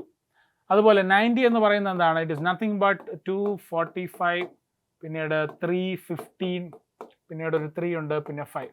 സോ 90 എന്ന് പറയുന്നത് 2 raised to 1 into 3 raised to 2 into 5. So ഇതാണ് 144ൻ്റെയും 90യുടെയും പ്രൈം ഫാക്ടറൈസ് ചെയ്ത് കിട്ടിയത്. ഈ പ്രൈം ഫാക്ടറൈസ് ചെയ്ത് കിട്ടിയ കാര്യം ഒന്നുകൂടെ ഞാൻ പറയാം. നമ്മൾ ആദ്യം പഠിച്ച ഫണ്ടമെൻ്റൽ തിയറം ഓഫ് അരിത്മെറ്റിക് നിങ്ങൾക്ക് ഓർമ്മയുണ്ടല്ലോ. എന്താ? ഒരു കോമ്പോസിറ്റ് നമ്പറിനെ എങ്ങനെ എക്സ്പ്രസ് ചെയ്യാൻ പറ്റും? നമുക്ക് പ്രോഡക്റ്റ് ഓഫ് പ്രൈംസ് ആയിട്ട് എക്സ്പ്രസ് ചെയ്യാൻ പറ്റും. അങ്ങനെ എക്സ്പ്രസ് ചെയ്ത ഓരോന്നാണ് ഇത് രണ്ടും അല്ലേ? പ്രൈം മാത്രമേ അതിനകത്തുള്ളൂ. So fundamental theorem of arithmetic satisfy ചെയ്തുകൊണ്ട് ആണ് ഞാനിത് എഴുതിയത്. അല്ലാതെ 144 എനിക്കറിയാം 12ൻ്റെ സ്ക്വയർ ആണെന്ന് നിങ്ങൾക്കും അറിയാം. സോ 12 ഡിവൈഡ് ബൈ 12 എന്നുള്ള രീതിയിൽ എഴുതി വെച്ച് കഴിഞ്ഞാൽ പെട്ടെന്ന് കാൽക്കുലേഷൻ കഴിഞ്ഞു. പക്ഷേ എന്തല്ല, ഫണ്ടമെൻ്റൽ തിയറം ഓഫ് അരിത്മെറ്റിക് അവിടെ ഫോളോ ചെയ്യത്തില്ല. അപ്പോൾ നമ്മൾ എഴുതുന്ന ഫാക്ടറൈസേഷൻ ഏതായിക്കോട്ടെ അത് എന്തിലായിരിക്കണം? പ്രൈംസിലായിരിക്കണം, പ്രൈം നമ്പറുകളിലായിരിക്കണം. ഉറപ്പായിട്ടും അത് പ്രൈം നമ്പർ ആയിരിക്കണം. അത് ഓർത്ത് വയ്ക്കുക. തെറ്റാൻ ചാൻസ് ഉണ്ട്. ഫാക്ടറൈസ് ചെയ്യുമ്പോൾ നമുക്ക് അറിയാം ഫാക്ടറൈസ് ചെയ്യുക എന്നുള്ളത്. പക്ഷേ എന്ത് വെച്ച് ഫാക്ടറൈസ് ചെയ്യണം? പ്രൈം നമ്പറുകൾ കൊണ്ട് മാത്രമേ ഫാക്ടറൈസ് ചെയ്യാവൂ. വേറൊരു നമ്പർ എടുക്കാൻ, കോമ്പോസിറ്റ് നമ്പർ എടുക്കാൻ പാടില്ല. ക്ലിയർ? സോ അങ്ങനെ പ്രൈം ഫാക്ടറൈസ് ചെയ്തു. ഇനി എന്ത് ചെയ്യുക? HCF കണ്ടുപിടിക്കാനായിട്ട് നോക്കുക. 2⁴ 2⁴ ഏതാ ചെറുത്? ചെറുത് കോമൺ ഫാക്ടറാണ് നമ്മൾ കണ്ടുപിടിക്കുന്നത്. അപ്പോൾ ഒന്നെങ്കിൽ ചെറുതായിരിക്കണം. സോ ഇവിടുത്തെ ചെറുതെന്ന് പറയുന്ന HCF കണ്ടുപിടിക്കാൻ നമുക്ക് 2⁴ ആണ് ചെറുത്. അതുപോലെ 3⁴ ഉം 3⁴ ഈക്വൽ ആണ്. അതുകൊണ്ട് ചെറുത് വലുതൊന്നുമില്ല. അതെന്ത് തന്നെയാണ്? 3⁴ തന്നെയാണ്. അടുത്ത 5 ഉണ്ട്. കോമൺ മോളിൽ 5 ഇല്ല. അതുകൊണ്ട് അത് എടുക്കാൻ പറ്റത്തില്ല. So what is HCF? It is nothing but 2⁴ into 3⁴, അഥവാ 2 ഇൻറ്റു 9 എത്രയാ? 18. സോ ഓരോ റാക്കിലും എന്തായിരിക്കണം? 18 കാർട്ടൺസ് വെച്ച് വേണം അല്ലേ? അത് പെപ്സി ആയിക്കോട്ടെ, അതുപോലെ കോക്ക് ആയിക്കോട്ടെ, അത് 18 എണ്ണം വെച്ച് അറേഞ്ച് ചെയ്ത് കഴിഞ്ഞാൽ എല്ലാം ഒരേ ഹൈറ്റിലിരിക്കും. അതുപോലെ എല്ലാത്തിലും എന്തായിരിക്കും? ഒരു സാധനം മാത്രമേ കാണത്തുള്ളൂ. ഫോർ എക്സാമ്പിൾ 18 എന്ന് പറയുന്ന നമ്പർ വെച്ചിട്ട് ഞാൻ ആദ്യത്തെ 144 കാർട്ടൺസ് നോക്കി. ഈ 144നെ 18 വെച്ച് ഡിവൈഡ് ചെയ്താൽ എത്രയാ? നമുക്കറിയാം ഇറ്റ് ഈസ് നത്തിങ് ബട്ട് 8 അല്ലേ? 8 ആണ്. അപ്പോൾ എത്ര കാർട്ടൺസ് കാണും? കോക്ക് മാത്രം it will be 8 cartons. 8 cartons, അതായത് 8 കാർട്ടൺസ് കോക്ക് മാത്രം ഇതേപോലെ കാണും. അതെല്ലാത്തിൻ്റെ ഹൈറ്റ് എന്താണ്? 18 കാർട്ടൺസ് ഇരിക്കുന്നതുകൊണ്ട് ഒരേ ഹൈറ്റിലായിരിക്കും, പ്രശ്നമില്ല. അതുപോലെ തന്നെ 90 നമ്മൾ എടുത്ത് നോക്കുകയാണെങ്കിൽ 18 വെച്ചിട്ടല്ലേ, ഒരെണ്ണത്തിൽ 18 ആയതുകൊണ്ട് 90 18 വെച്ച് ഡിവൈഡ് ചെയ്താൽ എത്ര റോ ആയിട്ട് നമുക്ക് അറേഞ്ച് ചെയ്യാം? 5 എണ്ണം. സോ 5 എണ്ണം ഒരേ ഹൈറ്റിൽ വരുന്ന 5 എണ്ണം നമുക്കിവിടെ കിട്ടും. മനസ്സിലായോ? സോ ഇവിടെ 2 കാര്യങ്ങൾ ശ്രദ്ധിക്കുക. എന്താണ് നമുക്ക് വേണ്ടത്? കാർട്ടണിൻ്റെ എണ്ണം. എത്ര കാർട്ടൺസ് വെച്ച് അടുക്കിയാൽ അല്ലെങ്കിൽ അറേഞ്ച് ചെയ്താൽ അത് ഒരേ ഹൈറ്റിലിരിക്കും. ആൻഡ് ആ ഇരിക്കുന്നതിൻ്റെ കൂടെ ആ ഓരോ റാക്കിലും എന്തേ കാണാൻ പാടുള്ളൂ? ഒന്നെങ്കിൽ അതൊരു കോക്കിൻ്റെ റാക്കായിരിക്കണം, അല്ലെങ്കിൽ അതൊരു പെപ്സിയുടെ റാക്കായിരിക്കണം. ക്ലിയർ? അണ്ടർസ്റ്റാൻഡ്? സോ നമ്മൾ കുറച്ച് കാര്യങ്ങൾ കുറേ കാര്യങ്ങൾ കുറച്ച് നേരം കൊണ്ട് പഠിച്ചു അല്ലേ? ഏതൊക്കെയാണ്? അതിൽ HCF പഠിച്ചു, LCM പഠിച്ചു, ഫണ്ടമെൻ്റൽ തിയറം ഓഫ് അരിത്തമെറ്റിക് പഠിച്ചു. സോ നിങ്ങൾക്കറിയാം മാത്സിൽ ഒരുപാട് കാൽക്കുലേഷൻസ് വരുന്ന ഒരുപാട് ചാപ്റ്റേഴ്സ് ഉണ്ട് അല്ലേ? അത് 10th നിങ്ങളിപ്പോൾ പഠിക്കുന്ന ഏതാണ്ട് ഒരു 13-14 ചാപ്റ്ററുകളുണ്ട്. 11th ഇതുപോലെ, 12th. സോ ഇഷ്ടംപോലെ നിങ്ങൾക്ക് മാത്സിൽ ഇനിയും ഒരുപാട് പഠിക്കാനുണ്ട്. അപ്പോൾ ഇവിടെയെല്ലാം നിങ്ങളുടെ കൂടെ ഒരു സഹായിയായിട്ട് എപ്പോഴും ആരുണ്ടാകും? മനോരമ ഹൊറൈസൺ എപ്പോഴും നിങ്ങളുടെ കൂടെ ഉണ്ടാകും. സോ അതിലായിട്ട് നിങ്ങൾ എന്ത് ചെയ്യുക? മനോരമ ഹൊറൈസൻ്റെ സ്മാർട്ട് സ്റ്റഡി പ്രോഗ്രാമിനെ സബ്സ്ക്രൈബ് ചെയ്യുക. ഓക്കെ, അതിൻ്റെ ഡീറ്റെയിൽസും ഇവിടെ ഡിസ്ക്രിപ്ഷനിൽ നിങ്ങൾക്ക് ഉണ്ടാകും. So you can check those details and you can subscribe to Manorama Horizon. Also do follow and subscribe this channel also. കാരണം നിങ്ങൾക്ക് ഇതുപോലുള്ള വീഡിയോസ് ഇഷ്ടം പോലെ ഞങ്ങൾ ഇനി ഇടുന്നുണ്ട്. അപ്പോൾ ഈ വീഡിയോസ് കാണുക. നിങ്ങൾക്ക് പഠിക്കാനുള്ള കണ്ടൻറ്റുകൾ ഇതിനകത്ത് തന്നെ ഉണ്ടാകും. അതിൻ്റെ നോട്ട്സ് നമ്മൾ തരുന്നതായിരിക്കും. സോ അത് PDF ആയിട്ട് അവൈലബിൾ ആയിരിക്കും, വെബ്സൈറ്റിൽ ചിലപ്പോൾ അവൈലബിൾ ആയിരിക്കും. സോ ഇത് നിങ്ങൾക്ക് ഈ പ്ലാറ്റ്ഫോം നിങ്ങൾക്ക് നന്നായിട്ട് യൂസ്ഫുൾ ആയിരിക്കും. അത് ഞാൻ ഉറപ്പ് തരികയാണ്. സോ ഇനി നമുക്ക് ബാക്കി ഇതിൻ്റെ എന്താണ് നമ്മുടെ റിയൽ നമ്പേഴ്സിൽ വരുന്ന ബാക്കി ഭാഗം എന്താണ് എന്നുള്ളത് നോക്കാം. സോ എ നമ്പർ എൻഡിങ് വിത്ത് 0 വെച്ച് അവസാനിക്കുന്ന ഒരു നമ്പർ അല്ലേ? 0 വെച്ച് അവസാനിക്കുന്ന ഒരു നമ്പർ എന്ന് പറഞ്ഞാൽ ഏറ്റവും ആദ്യം നമ്മുടെ മനസ്സിൽ വരുന്ന നമ്പർ ഏതാ? 10 ആണ്. 0 എന്ന് പറയരുത്, 10 ആണ്. 0 വെച്ച് അവസാനിക്കുന്ന ഒരു നമ്പറിൽ ഏറ്റവും ആദ്യം നമ്മുടെ മനസ്സിൽ വരുന്നത് 10 ആയിരിക്കും അല്ലേ? നിങ്ങളിപ്പോൾ 10ലുമാണ്. സോ 10 വരും, അതുപോലെ 100 വരും, 1000 വരും, അതുപോലെ വേണമെങ്കിൽ 50, വേണമെങ്കിലല്ല 50യും 0 വെച്ച് അവസാനിക്കുന്ന നമ്പറാണ്. പിന്നെ ഒരു നമ്പർ ഏതാ വേണമെങ്കിൽ നമുക്കിവിടെ 360. സോ പല നമ്പറുകൾ 0 വെച്ച് അവസാനിക്കുന്ന പല നമ്പറുകളും ഞാൻ എഴുതി. എന്താണ് ഇതിൻ്റെ സ്പെഷ്യാലിറ്റി? ഞാനിവിടെ ഇത് പറയാൻ പോകുന്നത് ഇതിൻ്റെ ഒരു സ്പെഷ്യാലിറ്റിയെ കുറിച്ചിട്ടാണ്. ഈ 0 വെച്ച് അവസാനിക്കുന്ന ഈ നമ്പറിൻ്റെ സ്പെഷ്യാലിറ്റി എന്തായിരിക്കും? സോ ആദ്യം എന്താണ് 10 എന്ന് പറയുന്ന നമ്പർ ഒന്ന് ശ്രദ്ധിച്ച് നോക്കുക. ആ 10 എന്ന് പറയുന്ന നമ്പർ ശ്രദ്ധിച്ച് നോക്കുമ്പോൾ നമുക്ക് മനസ്സിലാകും 10 എന്ന് പറയുന്നത് 2 × 5 ആണ് അല്ലേ? Yes. So 10 is nothing but 2 × 5. 100 വരുമ്പോൾ അത് 10 × 10 ആണ്, അഥവാ 2 × 2 × 5 × 5 ആണ്. പ്രൈം ഫാക്ടറൈസ് ചെയ്ത് നോക്കേണ്ടവർക്ക് നോക്കാം, ഇല്ലെങ്കിൽ ഇതുപോലെ അങ്ങ് എഴുതി വയ്ക്കാം. സോ അതാണ് 100. ഇനി 1000 വരുമ്പോൾ ഒരു 0 കൂടെ കൂടുന്നു, അഥവാ 2 × 2 × 2 × 5 × 5 × 5. ഇനി 50 വരുമ്പോൾ പ്രൈം ഫാക്ടറൈസ് ചെയ്ത് നിങ്ങൾക്ക് മനസ്സിലാവും 50 ഈസ് നത്തിങ് ബട്ട് എത്രയാ? 2 × 5 × 5. ഇനി 360യുടെ കാര്യത്തിലോ 360 ഇതേപോലെ പ്രൈം ഫാക്ടറൈസ് ചെയ്യുക. 2 180, 2 എത്രയാ 90, 2 45, 5 15, 5 വെച്ച് ചെയ്യുമ്പോൾ എത്ര 9, പിന്നീട് 3. സോ എത്ര കിട്ടും? 2 × 2 × 2 × 5 × 3 × 3. സോ ഇതാണ് ഈ 0 വെച്ച് അവസാനിക്കുന്ന നമ്പറുകളുടെ എല്ലാം പ്രൈം ഫാക്ടേഴ്സ്, അല്ലെങ്കിൽ പ്രൈം ഫാക്ടറൈസ് ചെയ്ത് എഴുതി വെച്ച ഒരു രൂപം ഇതാണ്. ഇനി ഈ ഒരു രൂപത്തിൽ നിങ്ങൾക്ക് നോക്കുമ്പോൾ എന്തെങ്കിലും പ്രത്യേകത തോന്നുന്നുണ്ടോ? എല്ലാത്തിലും 0 ഉണ്ടെന്നുള്ളതല്ലാതെ ആ പ്രത്യേകത ഒഴികെ വേറെ എന്തെങ്കിലും പ്രത്യേകതയുണ്ടോ ഈ പ്രൈം ഫാക്ടറൈസേഷന്? ഒന്ന് ശ്രദ്ധിച്ച് നോക്കിയേ. നിങ്ങൾക്ക് നോക്കുമ്പോൾ എന്തെങ്കിലും കോമൺ ആയിട്ടോ അല്ലെങ്കിൽ എന്തെങ്കിലും അസാധാരണമായിട്ടോ കാണാൻ സാധിക്കുന്നുണ്ടോ? ഒന്ന് നോക്കി കഴിഞ്ഞാൽ എല്ലാത്തിലും ഒരു 2 കിടപ്പുണ്ട് അല്ലേ? എല്ലാത്തിലും ഒരു 2 എങ്കിലും മിനിമം ഉണ്ടല്ലോ. ഉണ്ട്, ഒരു 2 എങ്കിലും മിനിമം ഉണ്ടാവും. പിന്നീട് മിനിമം ആയിട്ടുള്ളത് എന്താണ്? ഒരു 5 എന്തായാലും എല്ലാത്തിലും കാണും. യെസ്, അപ്പോൾ 5 ഉണ്ട്. വേറെ ഏതെങ്കിലും ഉണ്ടോ? ഫോർ എക്സാമ്പിൾ ഇവിടെ 3 ഉണ്ടല്ലോ. ആ 3 ഇവിടെയോ ഉണ്ടോ? ഇവിടെ ഒന്നുമില്ല. അതുപോലെ തന്നെ വേറെ ഏതെങ്കിലും നമ്പർ എക്സ്ട്രാ ഉണ്ടോ? ഇല്ല. ഇപ്പോൾ ഇത്രയും എഴുതിയ നമ്പറിനകത്ത് 3യും അല്ലാതെ 3യും 2 5 അല്ലാതെ വേറൊരു നമ്പർ എക്സ്ട്രാ ഇല്ല. സോ നിങ്ങൾക്ക് കാണും ഇപ്പോൾ എന്തെങ്കിലും ഒരു കാര്യം നിങ്ങൾക്ക് കത്തി കാണും. എന്താണ്? ഈ പറയുന്ന 0 വെച്ച് അവസാനിക്കുന്ന എല്ലാ നമ്പറുകളിലും എന്തുണ്ട്? ഒരു 2ഉം ഒരു 5ഉം അവിടെ എന്തായാലും കാണും. ക്ലിയർ? സോ നിങ്ങൾ മനസ്സിലാക്കേണ്ട കാര്യം, എ നമ്പർ എൻഡിങ് വിത്ത് 0 അല്ലേ? എ നമ്പർ എൻഡിങ് വിത്ത് 0 വെച്ച് അവസാനിക്കുന്ന ഒരു നമ്പറിന് എന്ത് പ്രൈം ഫാക്ടർ കാണും? 2m × 5n എന്നുള്ളൊരു ഫോമിൽ പ്രൈം ഫാക്ടറുകൾ ഉണ്ടായിരിക്കും. ക്ലിയർ? അപ്പോൾ 2m × 5n എന്ന് പറഞ്ഞ ഫോമിൽ പ്രൈം ഫാക്ടർ ഉണ്ടെങ്കിൽ മാത്രമേ എന്താവുകയുള്ളൂ? 0 വെച്ച് എൻഡ് ചെയ്യത്തുള്ളൂ. 0 വെച്ച് എൻഡ് ചെയ്താലേ എന്ത് വെച്ച് ഡിവിസിബിൾ ആവത്തുള്ളൂ? 10 വെച്ച് ഡിവിസിബിൾ ആവത്തുള്ളൂ. അപ്പോൾ പല ചോദ്യങ്ങൾ ഇതിൽ വരാം. ഇതിൽ വരുന്ന ഒരു ടൈപ്പ് ചോദ്യം എന്ന് പറഞ്ഞാൽ നിങ്ങൾക്കൊരു നമ്പർ തന്നിട്ട് അതിൻ്റെ പവർ തരും. ഫോർ എക്സാമ്പിൾ 5⁻3 എന്നിട്ട് അവർ ചോദിക്കുകയാണ്, ഈ 5⁻3 10 വെച്ച് ഡിവിസിബിൾ ആണോ?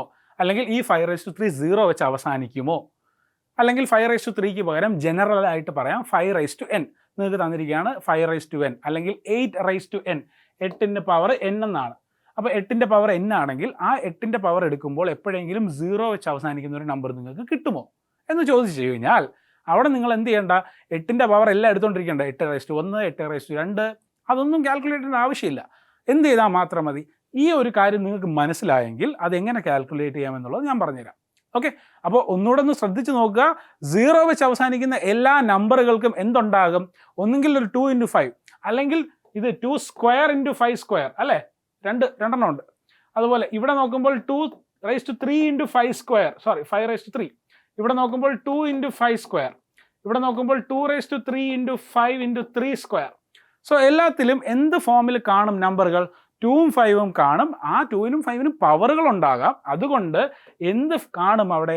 2m × 5n എന്നൊരു ഫോമിലൊരു ഫാക്ടറൈസേഷൻ അവിടെ ഉണ്ടായിരിക്കും. ശ്രദ്ധിച്ച് നിങ്ങൾ അത് നോക്കിക്കഴിഞ്ഞാൽ നിങ്ങൾക്ക് മനസ്സിലാവും. ഫാക്ടറൈസ് ചെയ്ത് ഏത് 0 വെച്ച് അവസാനിക്കുന്ന നമ്പർ ഫാക്ടറൈസ് ചെയ്താലും ഇതുണ്ടായിരിക്കും. ക്ലിയർ? അതുണ്ട്. അതില്ല എങ്കിൽ അതിനർത്ഥം അവിടെ 0 ഇല്ലെന്നാണ് കേട്ടോ. സോ ഇവിടുത്തെ ഒരു ചോദ്യം അവർ പറഞ്ഞിരിക്കുകയാണ്, ചെക്ക് വെദർ 6n എന്ന് പറയുന്ന നമ്പറിന് 0 വെച്ച് അവസാനിക്കാൻ ചാൻസ് ഉണ്ടോ ഇല്ലെന്നോ. 6n എന്ന് പറയുന്ന നമ്പറിന് നമുക്ക് സാധാരണ അറിയാം, n-ന് 1 ഇട്ട് കൊടുത്താൽ 6⁻1 6, 6⁻2 36, 6⁻3 എത്രയാണ്? 216, 6⁻4 216 × 6 എന്ന് പറയുമ്പോൾ എത്രയാ? 1296. അപ്പോൾ ഇങ്ങനെ നിങ്ങൾക്ക് പവറുകളെല്ലാം എടുത്തെടുത്ത് കാൽക്കുലേറ്റ് ചെയ്ത് 0 കൊണ്ട് അവസാനിക്കുന്നുണ്ടോ എന്ന് ചെക്ക് ചെയ്യാം. പക്ഷെ മാത്സിൽ ഒരിക്കലും ഒരു ട്രയൽ ആൻഡ് എറർ എപ്പോഴും നമുക്ക് ഒരു ഉറപ്പ് തരുന്ന ഒരു ആൻസർ അല്ല. ഒരു ട്രയൽ ആൻഡ് എറർ ചെയ്ത് നോക്കി. ഇപ്പം ഞാൻ 6⁻4 5 10 വരെ ഇട്ട് നോക്കി, അതിലൊന്നും 0 ഇല്ല. 6�10 വരെ എടുത്തു, 0 ഇല്ല എന്നും പറഞ്ഞാൽ നമുക്ക് അവിടെ ഇത് വയ്ക്കാൻ പറ്റുമോ? അതായത് 6⁻n ഒരിക്കലും 0-ൽ അവസാനിക്കില്ല എന്ന് പറ്റത്തില്ല. കാരണം 6⁻11 ചിലപ്പോൾ ആകാം, ചിലപ്പോൾ 0 വെച്ച് എൻഡ് ചെയ്യാം. 6⁻12 ആയിരിക്കും ചിലപ്പോൾ 0 വെച്ച് എൻഡ് ചെയ്യുന്നത്. അല്ലെങ്കിൽ നമ്മൾ ഒരിക്കലും കാൽക്കുലേറ്റ് ചെയ്യാൻ നമുക്ക് സാധ്യതയില്ലാത്തൊരു നമ്പർ ആയിരിക്കാം. അതായത് 6⁻50 അല്ലെങ്കിൽ 6⁻100 ഇതായിരിക്കാം ചിലപ്പോൾ 0 വെച്ച് എൻഡ് ചെയ്യുന്നത്. അപ്പോൾ ഒരിക്കലും മാത്സിൽ നമുക്കൊരു നമ്പറുകൾ വെച്ചിട്ട് ഇതാണ് തെളിവ് എന്ന് പറഞ്ഞ് കാണിച്ചു കൊടുക്കാൻ പറ്റത്തില്ല. നമ്മൾ അതിന് തെളിവ് സഹിതം ജനറലൈസ് ചെയ്ത് കാണിക്കണം. അപ്പോൾ എങ്ങനെ ഇവിടെ ജനറലൈസ് ചെയ്ത് കാണിക്കാം? തൊട്ട് മുന്നേ പഠിച്ച കാര്യം, 6n എന്ന് പറയുന്ന നമ്പറിനകത്ത് 6 എടുക്കുക.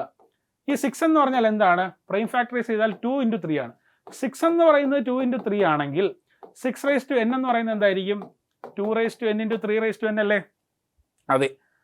കഴിഞ്ഞ പേജിൽ ഞാൻ പറഞ്ഞു തന്നു എന്താണ്? ഒരു നമ്പർ 0 വെച്ച് എൻഡ് ചെയ്യണമെങ്കിൽ അതിൻ്റെ പ്രൈം ഫാക്ടർ എന്ത് രൂപത്തിലായിരിക്കണം? 2m × 5n അതിനകത്ത് എവിടെയെങ്കിലും ഉണ്ടായിരിക്കണം അല്ലേ? അത് ഓർമ്മയുണ്ടോ? യെസ്, നിങ്ങൾക്ക് അത് ഓർമ്മയുണ്ട്. കാരണം 2ഉം 5ഉം ചേർന്നാലേ 10 വരത്തുള്ളൂ, 10 വന്നാലേ 0 വെച്ച് അവസാനിക്കത്തുള്ളൂ. അത്രേ ഉള്ളൂ, സിമ്പിളാണ് കാര്യം. സോ ഈ ഒരു പ്രോസസ്സ് ഇവിടെ നമ്മൾ നോക്കുകയാണെങ്കിൽ, അല്ലെങ്കിൽ ഈ ഒരു സ്റ്റെപ്പ് ഇവിടെ ഉണ്ടോ എന്ന് നോക്കുമ്പോൾ അതില്ല. 2m അതുപോലെ 2n ഉണ്ട്, അത് ഓക്കെ, പ്രശ്നമില്ല. പക്ഷെ ആരില്ല? ഈ 5n അല്ലെങ്കിൽ 5ൻ്റെ ഒരു പവറോ ഇവിടെ ഉണ്ടോ 6-നകത്ത്? ഇല്ല. അപ്പം നമ്മൾ ആ ഒരു 5n ഇല്ലാത്തിടത്തോളം കാലം നമുക്ക് എന്ത് പറയാൻ പറ്റും, അവിടെ 0 വെച്ചത് ഒരിക്കലും അവസാനിക്കാൻ പോകുന്നില്ല. അതായത് നമുക്ക് പറയാം 6n does not have a power of 5. 6n എന്തില്ല, 5ൻ്റെ ഒരു പവർ ഇല്ല. അപ്പോൾ 5ൻ്റെ പവർ ഇല്ലാത്തടത്ത് കൊണ്ട് നമുക്ക് എന്ത് പറയാം, നമുക്കത് ഉറപ്പിച്ച് പറയാം 6n will not end with 0. മനസ്സിലായോ?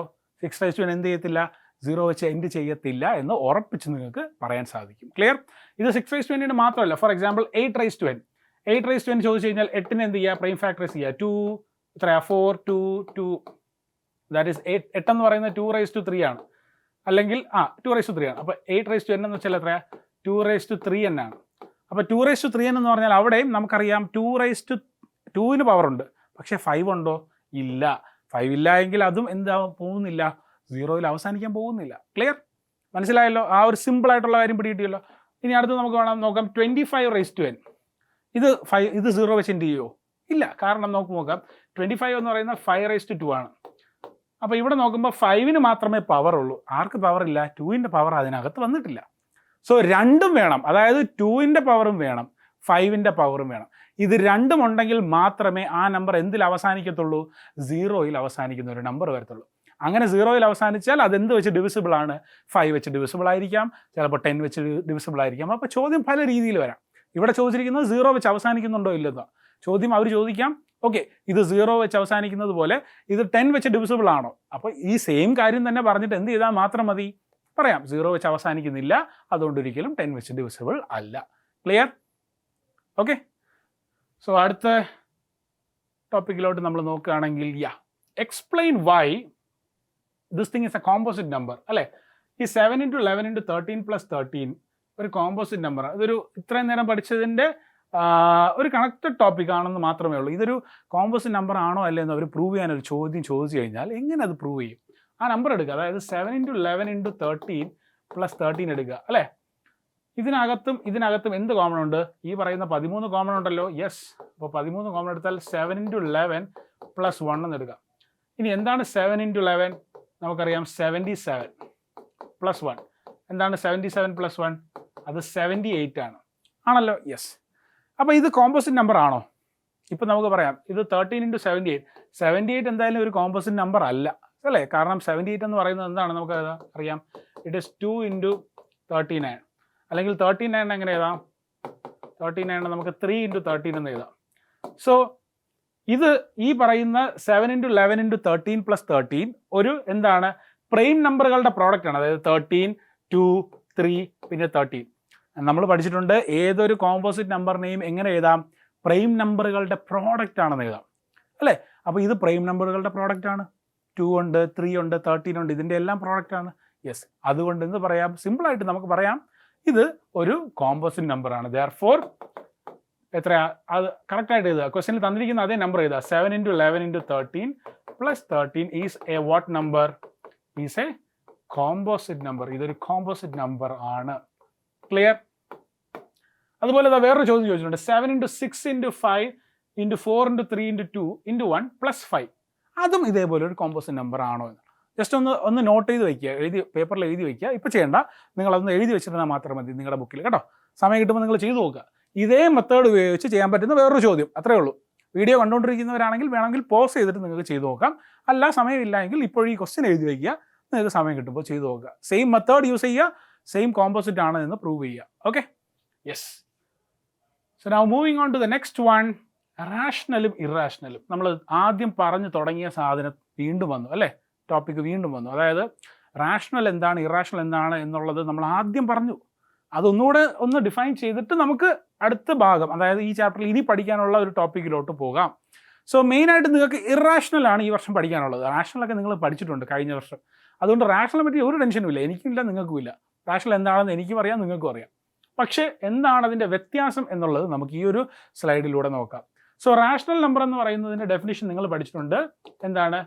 any number that can be written in which form? Any number that can be written in the form P/Q അല്ലേ, where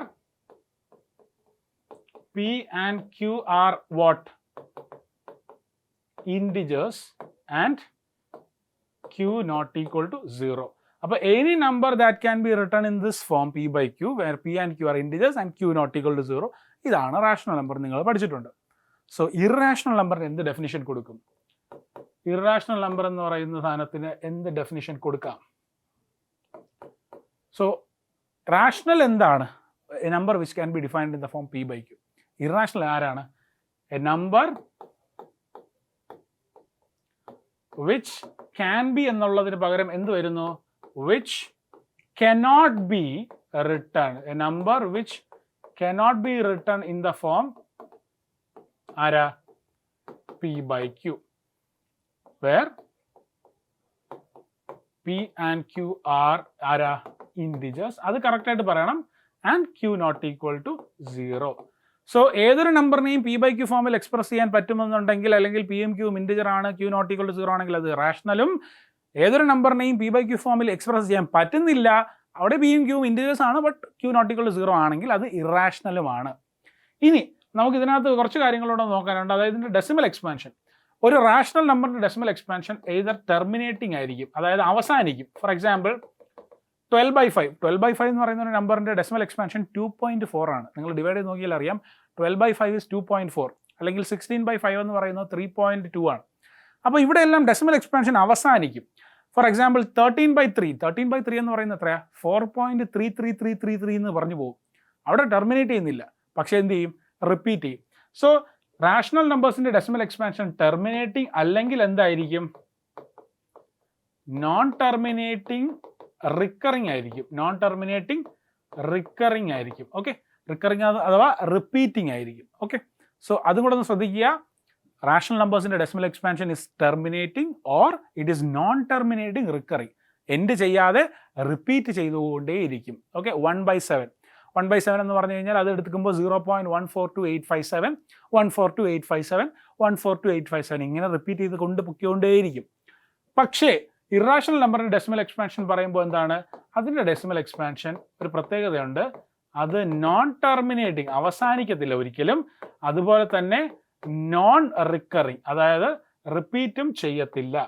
സോ അവസാനിക്കുകയുമില്ല, റിപ്പീറ്റും ചെയ്യത്തില്ല. അങ്ങനെ വരുന്ന നമ്പറുകളുടെ എക്സ്പാൻഷനെയാണ് നമുക്ക് എന്ത് വിളിക്കാം? ഇറാഷണൽ നമ്പറുകൾ എന്ന് വിളിക്കാം. Okay, four example √2, √3. എക്സാമ്പിൾ ഇവിടെ എഴുതാം. √2, √3. ഏതൊരു പ്രൈം നമ്പറിൻ്റെയും സ്ക്വയർ റൂട്ട് എടുത്തു കഴിഞ്ഞാൽ അത് എക്സ്പാൻഷൻ എടുക്കുമ്പോൾ അത് അവസാനിക്കാത്തൊരു എക്സ്പാൻഷൻ ആയിരിക്കും. Okay, so √2, √3. അതുപോലെ പൈ എന്തുകൊണ്ടെന്നുള്ളത് ഞാൻ പിന്നീട് പറഞ്ഞുതരാം. പൈയും ഈ ഇറാഷണൽ നമ്പറിനകത്ത് വരുന്ന ഒരു എക്സാമ്പിളാണ്. റാഷണൽ നമ്പറിനകത്ത് നമുക്ക് ഒരുപാട് എക്സാമ്പിൾസ് എഴുതാം. ഏതൊക്കെയാ? ഏതൊരു ഫ്രാക്ഷൻ എഴുതിയാലും 1/7, -3/10 അല്ലേ, 22/7. ഇതെല്ലാം എന്തിനു വരുന്നതാ? ഈ റാഷണൽ നമ്പറിൻ്റെ എക്സാമ്പിളായിട്ട് നമുക്ക് എഴുതാൻ പറ്റുന്നത്. ഏതൊരു ഫ്രാക്ഷനെയും, ഏതൊരു ഡെസിമലിനെയും, ഏതൊരു ഇൻറ്റിജറിനെയും, നാച്ചുറൽ നമ്പറിനെയും, ഹോൾ നമ്പറിനെയും എല്ലാം എഴുതാം അല്ലേ. അവിടെ ഒരു ചോദ്യമില്ല. അതൊക്കെ റാഷണലിനകത്ത് വരുന്ന എക്സാമ്പിളുകളാണ്. ക്ലിയർ? സോ ഈ 22/7ഉം അതുപോലെ ഈ പൈയും രണ്ടും സെയിം ആണെന്നാണ് നിങ്ങൾ ഇത്രയും നാൾ പഠിച്ചിരിക്കുന്നത് അല്ലേ. പക്ഷേ എന്തുകൊണ്ട് പൈ ഇറാഷണലിൽ കിടക്കുന്നു, 22/7 റാഷണലിൽ കിടക്കുന്നു? 22/7 ഈസ് ആൻ അപ്രോക്സിമേറ്റഡ് വാല്യൂ. നമ്മുടെ കാൽക്കുലേഷന് വേണ്ടി എളുപ്പമാക്കാൻ നമുക്ക് അപ്രോക്സിമേറ്റ് ചെയ്തിരിക്കുന്ന, അല്ലെങ്കിൽ കാൽക്കുലേഷൻ ചെയ്യാൻ കുറച്ച് ഈസിനെസ് വരുത്താൻ വേണ്ടി മാത്രം ഉപയോഗിച്ചിരിക്കുന്ന വാല്യൂ ആണ് 22/7. എക്സാക്ട് വാല്യൂ ഓഫ് പൈ ഒരിക്കലും എന്തല്ല 22/7 ആണ് എന്ന് നമുക്ക് പറയാൻ പറ്റത്തില്ല. കാരണം അത് പൈ എന്ന് പറയുന്നത്, അല്ലെങ്കിൽ പൈ എന്ന് പറയുന്ന വാല്യൂ കണ്ടുപിടിക്കുന്നത് എപ്പോഴും എങ്ങനെയാണ്? ഒരു സർക്കിളിൻ്റെ സർക്കംഫറൻസ് അല്ലേ. ഒരു സർക്കിളിൻ്റെ സർക്കംഫറൻസിനെ എന്തുകൊണ്ട് ഡിവൈഡ് ചെയ്യുക? ഡയമീറ്റർ കൊണ്ട് ഡിവൈഡ് ചെയ്യുക. ഒരു സർക്കിളിൻ്റെ സർക്കംഫറൻസിനെ ഡയമീറ്റർ കൊണ്ട് ഡിവൈഡ് ചെയ്യുമ്പോഴാണ് നിങ്ങൾക്ക് എന്ത് കിട്ടുന്നത്? ഈ പറയുന്ന പൈ കിട്ടുന്നത്. സോ ഈ സർക്കംഫറൻസിനെ ഞാൻ എങ്ങനെ അളകുന്നത്? ഒരു സ്കെയിലും ഉണ്ട്. ഈ ഡയമീറ്റർ എങ്ങനെ അളകുന്നത്? അതും ഒരു സ്കെയിലും ഉണ്ട്. അപ്പോൾ ഈ സ്കെയിലിൽ അളകുന്ന വാല്യൂ എല്ലാം എന്താണ്? റിയൽ നമ്പറാണ്. നിങ്ങൾക്കറിയാം അതൊരു റിയൽ നമ്പർ, അതൊരു റാഷണൽ നമ്പറാണ്. കാരണം അതിന് എക്സാക്റ്റ് ആയിട്ടൊരു പോയിന്റ്, ഒരു ഡെസിമൽ അവസാനിക്കുന്ന ഒരു വാല്യൂ ആണ് ഒരു സ്കെയിലിൽ കിട്ടുന്നത്. സോ ഞാൻ സർഫസ് അല്ലെങ്കിൽ സർക്കംഫറൻസ് മെഷർ ചെയ്തു, അത് ഒരു സ്കെയിൽ വെച്ച് മെഷർ ചെയ്തപ്പോൾ എനിക്കൊരു എന്ത് കിട്ടി? റാഷണൽ വാല്യൂ കിട്ടി. അതുപോലെ ഡയമീറ്റർ മെഷർ ചെയ്തപ്പോഴും ഒരു റാഷണൽ വാല്യൂ കിട്ടി. രണ്ട് റാഷണൽ വാല്യൂസ് ഞാൻ എടുത്തിട്ട് ഡിവൈഡ് ചെയ്യുമ്പോൾ, അതായത് സർക്കംഫറൻസിനെ ഡയമീറ്റർ കൊണ്ട് ഡിവൈഡ് ചെയ്യുമ്പോൾ കിട്ടുന്നത്, എൻ്റെ മെഷർമെൻറ്റ് ഡിവൈസിൻ്റെ പ്രശ്നം കൊണ്ട് എനിക്ക് കിട്ടുന്നത് എന്ത് തന്നെയാണ്? എനിക്ക് കിട്ടാൻ പോകുന്നത് ഒരു എക്സാക്ട്ലി റാഷണൽ ആയിട്ടുള്ള വാല്യൂ ആയിരിക്കും. സോ അതുകൊണ്ട് നമ്മൾ അതിനെ അപ്രോക്സിമേറ്റ് ചെയ്തെടുത്തത് മാത്രമാണ് ഈ 22/7. അല്ലാതെ പൈ എന്ന് പറയുന്ന വാല്യൂ എന്തിൽ വരുന്നതാണ്? ഇറാഷണൽ നമ്പേഴ്സിൽ വരുന്നതാണ്. അത് ഏതിൽ വരുന്നതല്ല? റാഷണലിൽ വരുന്നതല്ല. 22/7 എന്ന് പറയുന്ന ഒരു നമ്പർ എടുക്കുകയാണെങ്കിൽ അത് റാഷണലാണ്. ബട്ട് പൈ എന്ന് പറയുന്ന ഒരു ക്വാണ്ടിറ്റി ആണ് ഞാൻ പറയുന്നതെങ്കിൽ അത് ഇറാഷണലിലേ വരത്തുള്ളൂ. Clear? So steps to prove irrationality. So കഴിഞ്ഞ സ്ലൈഡിൽ നമ്മൾ പഠിച്ചു റാഷണലും ഇറാഷണലും തമ്മിലുള്ള ബേസിക് ഡിഫറൻസസും അതിൻ്റെ ഡെസിമൽ എക്സ്പാൻഷനും പഠിച്ചു. നൗ ഇറാഷണൽ നമ്പേഴ്സിൻ്റെ എക്സാമ്പിളും ഞാൻ എഴുതി അല്ലേ. ഇനി എങ്ങനെയാണ് ഒരു നമ്പർ, തന്നിരിക്കുന്ന ഒരു നമ്പർ റാഷണൽ ആണോ ഇറാഷണൽ ആണോ എന്ന് പ്രൂവ് ചെയ്യുക? അപ്പോൾ രണ്ട് രീതിയിൽ പറ്റും. ഒന്ന് ഡെസിമൽ എക്സ്പാൻഷൻ നോക്കിയിട്ട് നമുക്ക് പറയാം. ഇഫ് ഇറ്റ് ഈസ് ടെർമിനേറ്റിംഗ്, അതായത് എൻഡ് ചെയ്യുന്ന ഡെസിമൽ എക്സ്പാൻഷൻ, അല്ലെങ്കിൽ നോൺ ടെർമിനേറ്റിംഗ് റിക്കറിങ് ആയിട്ടുള്ള അതായത് എൻഡ് ചെയ്യാതെ റിപ്പീറ്റ് ചെയ്തുകൊണ്ടിരിക്കുന്ന നമ്പർ. ഫോർ എക്സാമ്പിൾ ഞാനൊരു ഡെസിമൽ എക്സ്പാൻഷൻ എഴുതുകയാണ് 0.25. ഇതൊരു ടെർമിനേറ്റിംഗ് ആണ്, അതായത് അതിൻ്റെ ഡെസിമൽ എക്സ്പാൻഷൻ അവിടെ കഴിഞ്ഞു. ഇത് ഏതിൻ്റെയാണെന്ന് നമുക്കറിയാം, 1/4 ആണ്. ഇനി 1/3 എഴുതി കഴിഞ്ഞാൽ അവിടെ അത് 0.33333 അങ്ങനെ പോകുന്നു. സോ ഇത് രണ്ട് ടൈപ്പ് ഡെസിമൽ എക്സ്പാൻഷനാണ്. ഒന്ന് റിക്കറിങ്, അതുപോലെ റിപ്പീറ്റിംഗ് ആയിട്ട് വരുന്ന എക്സ്പാൻഷനും, ഒരെണ്ണം ടെർമിനേറ്റിംഗ് ആയിട്ട് വരുന്ന എക്സ്പാൻഷനും. ഈ രണ്ടെണ്ണം അല്ലെങ്കിൽ ഈ രണ്ട് ടൈപ്പിലുള്ളത് വന്നു കഴിഞ്ഞാൽ നമുക്ക് അപ്പോൾ തന്നെ പറയാം ഇതെന്ത് നമ്പറാണ്? ഇതൊരു റാഷണൽ നമ്പറാണ്. So that is A basic way of proving A number is rational. ഇനി ഇറാഷണൽ ആവുന്നത് എപ്പോഴാണ്? Non terminating, non recurring. For example 3.12534960523 അങ്ങനെ ഞാൻ ഇട്ടു. ഇവിടെ റിപ്പീറ്റ് ചെയ്യുന്നേ ഇല്ല അല്ലേ? ഒരു പെർട്ടിക്കുലർ നമ്പർ അല്ലെങ്കിൽ ഗ്രൂപ്പ് ഓഫ് നമ്പേഴ്സ് ഇവിടെ റിപ്പീറ്റ് ചെയ്യുന്നുണ്ടോ? റിപ്പീറ്റ് ചെയ്യുന്നില്ല. Since it is not repeating, we can say that this is having a decimal expansion what? Non terminating and non recurring. Non ടെർമിനേറ്റിംഗും നോൺ റിക്കറിങ്ങുമാണെന്ന് പറയാം. അങ്ങനെ നോൺ ടെർമിനേറ്റിംഗ് നോൺ റിക്കറിങ്ങും ആയാൽ എന്തായി? അത് irrational നമ്പറായി.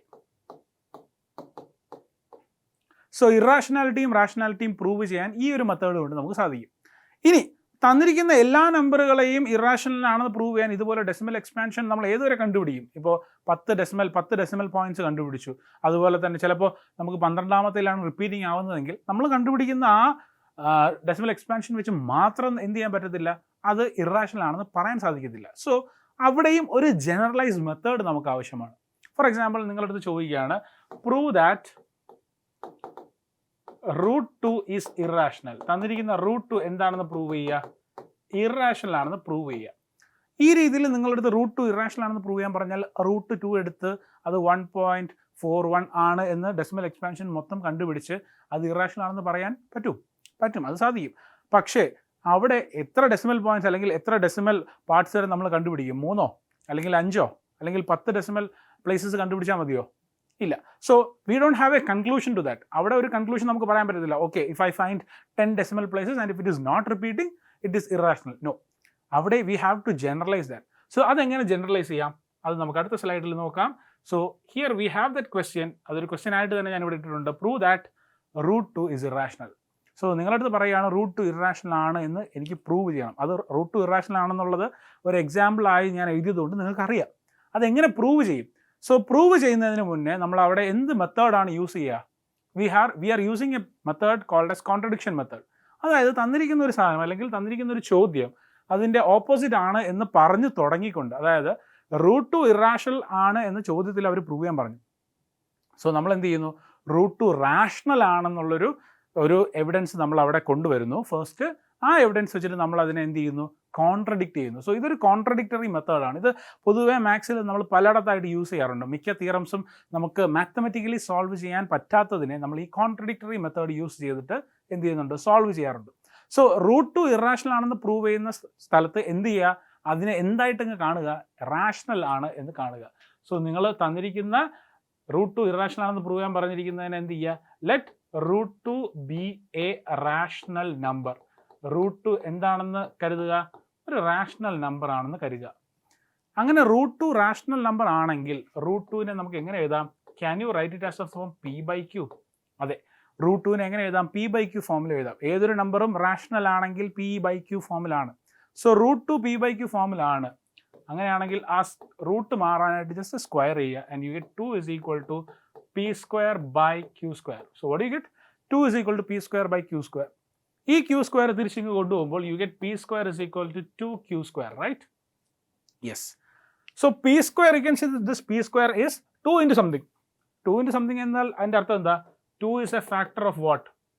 You can write 2 is a factor of p. So from this, ഇത്രയും ഇതിൽ നിന്ന് നമുക്ക് കിട്ടുന്ന ഒരു കൺക്ലൂഷൻ എന്താണ്? 2 is a factor of p. തുടങ്ങിയത് എവിടെയാണ്? We started with taking that number as a rational number. We are trying to contradict it over here. അതായത് ഇറാഷണൽ ആണെന്ന് പ്രൂവ് ചെയ്യേണ്ട സാധനത്തിനെ നമ്മൾ എന്ത് ചെയ്യുന്നു? റാഷണൽ ആണ് എന്ന് സങ്കല്പിക്കുന്നു. We are assuming that it is rational. Okay. So when I assumed it as rational, I have to write it as of the form p by q. Then taking the square, I get 2 is equal to p square by q square. And ultimately, I get this thing that is 2 is a factor of not p square. If 2 is a factor of p square, for example, 2 is a factor of what? 4 square. 4 square ന്റെ factor ആണ് 2 എങ്കിൽ is 2 a factor of 4 also? Yes. അതായത് ഒരു സ്ക്വയറിന്റെ factor ആണെങ്കിൽ it will also be the factor of its square root, right? So if 2 is a factor of p square, 2 is also a factor of what? 2 is a factor of p. So 2 is a factor of p also. So that is the first thing that we got from this, right?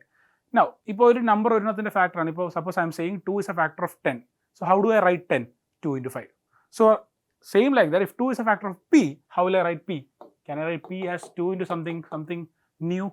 And that something new, we put it as r. Above p is equal to 2 into r.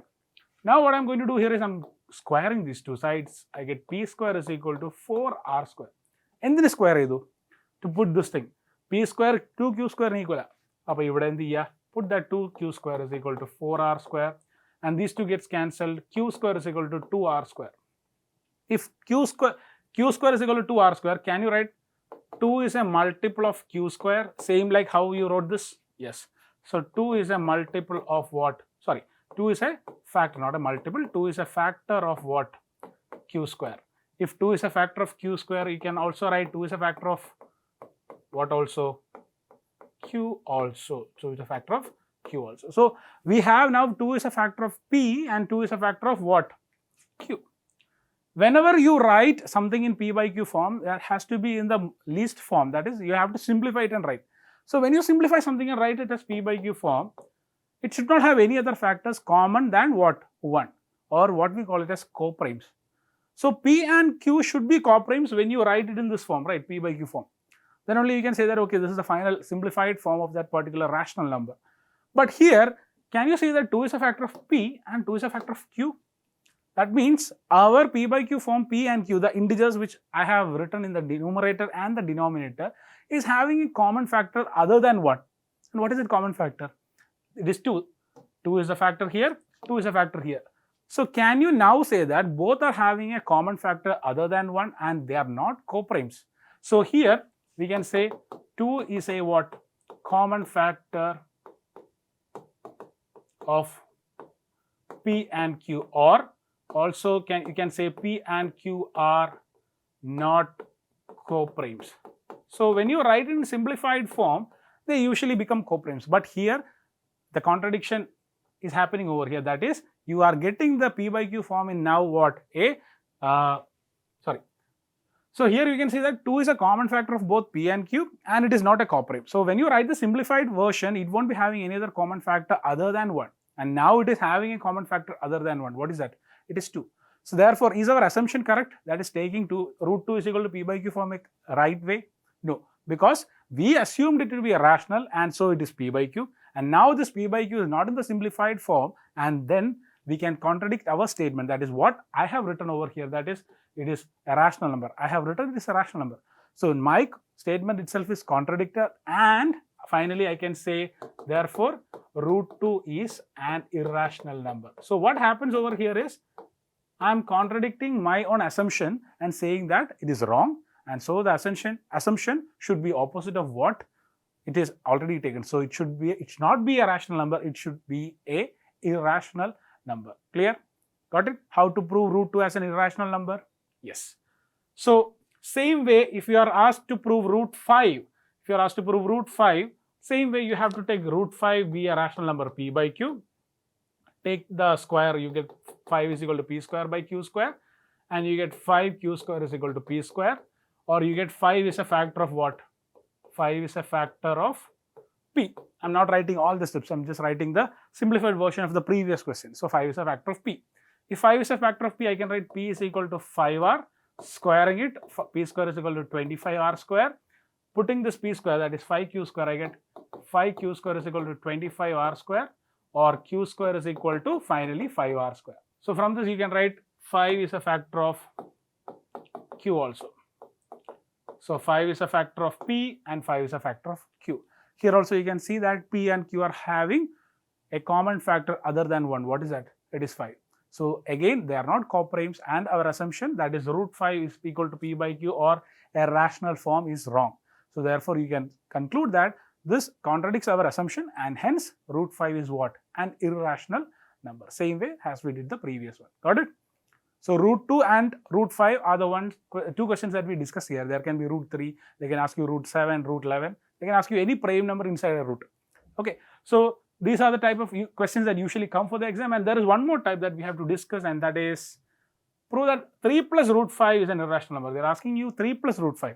So in this case, you don't need to write the same form as that we have wrote in the previous questions.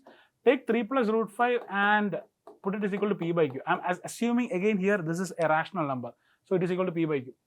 And now when I put root 5 to the left side and take the 3 to the right side, I get p by q minus 3, or root 5 is equal to p minus 3q by q. So you are getting root 5 is equal to p minus 3q by q, right? So when you have p minus 3q by q, is this p and q integers? Because I have written it as a rational number, can I say p and q are integers? Yes. If p and q are integers, is p minus 3q another integer? Definitely. Q is again an integer, so no, there is no difference in that. So you are having an integer by another integer. So when you are having integer by integer, it means again it is a rational number. So you are getting something that is on the RHS, that is p minus 3q by q as what? A rational form. That is again a rational form. But this thing over here, root 5, is this rational?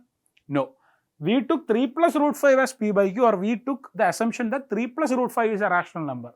But now you got root 5 is equal to p minus 3q by q, and the right side you know that it is entirely going to be rational. That's rational. Now, if this rational anangil, root 5 will be what?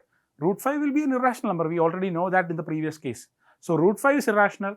Right side RHS is what? Rational. They are again contradicting each other. So can you write the left side irrational equal to rational? So the right side is rational, right? So can you write this irrational is equal to rational? No. So irrational is not equal to rational. Above rational, irrational equal agan povunilla. So again what happens? Contradiction of the same statement that we have wrote here. So that it is wrong, and what should be the right one? It should be irrational. So 3 plus root 5 should be taken as an irrational number. Got it? Yes.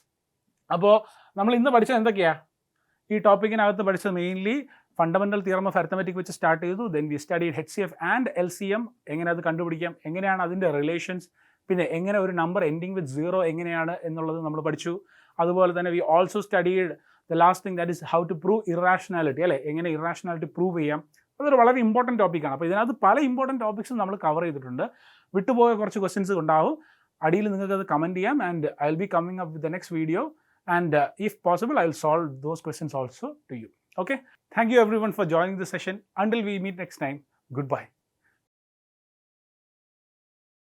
Manorama Horizon. Learning made simple.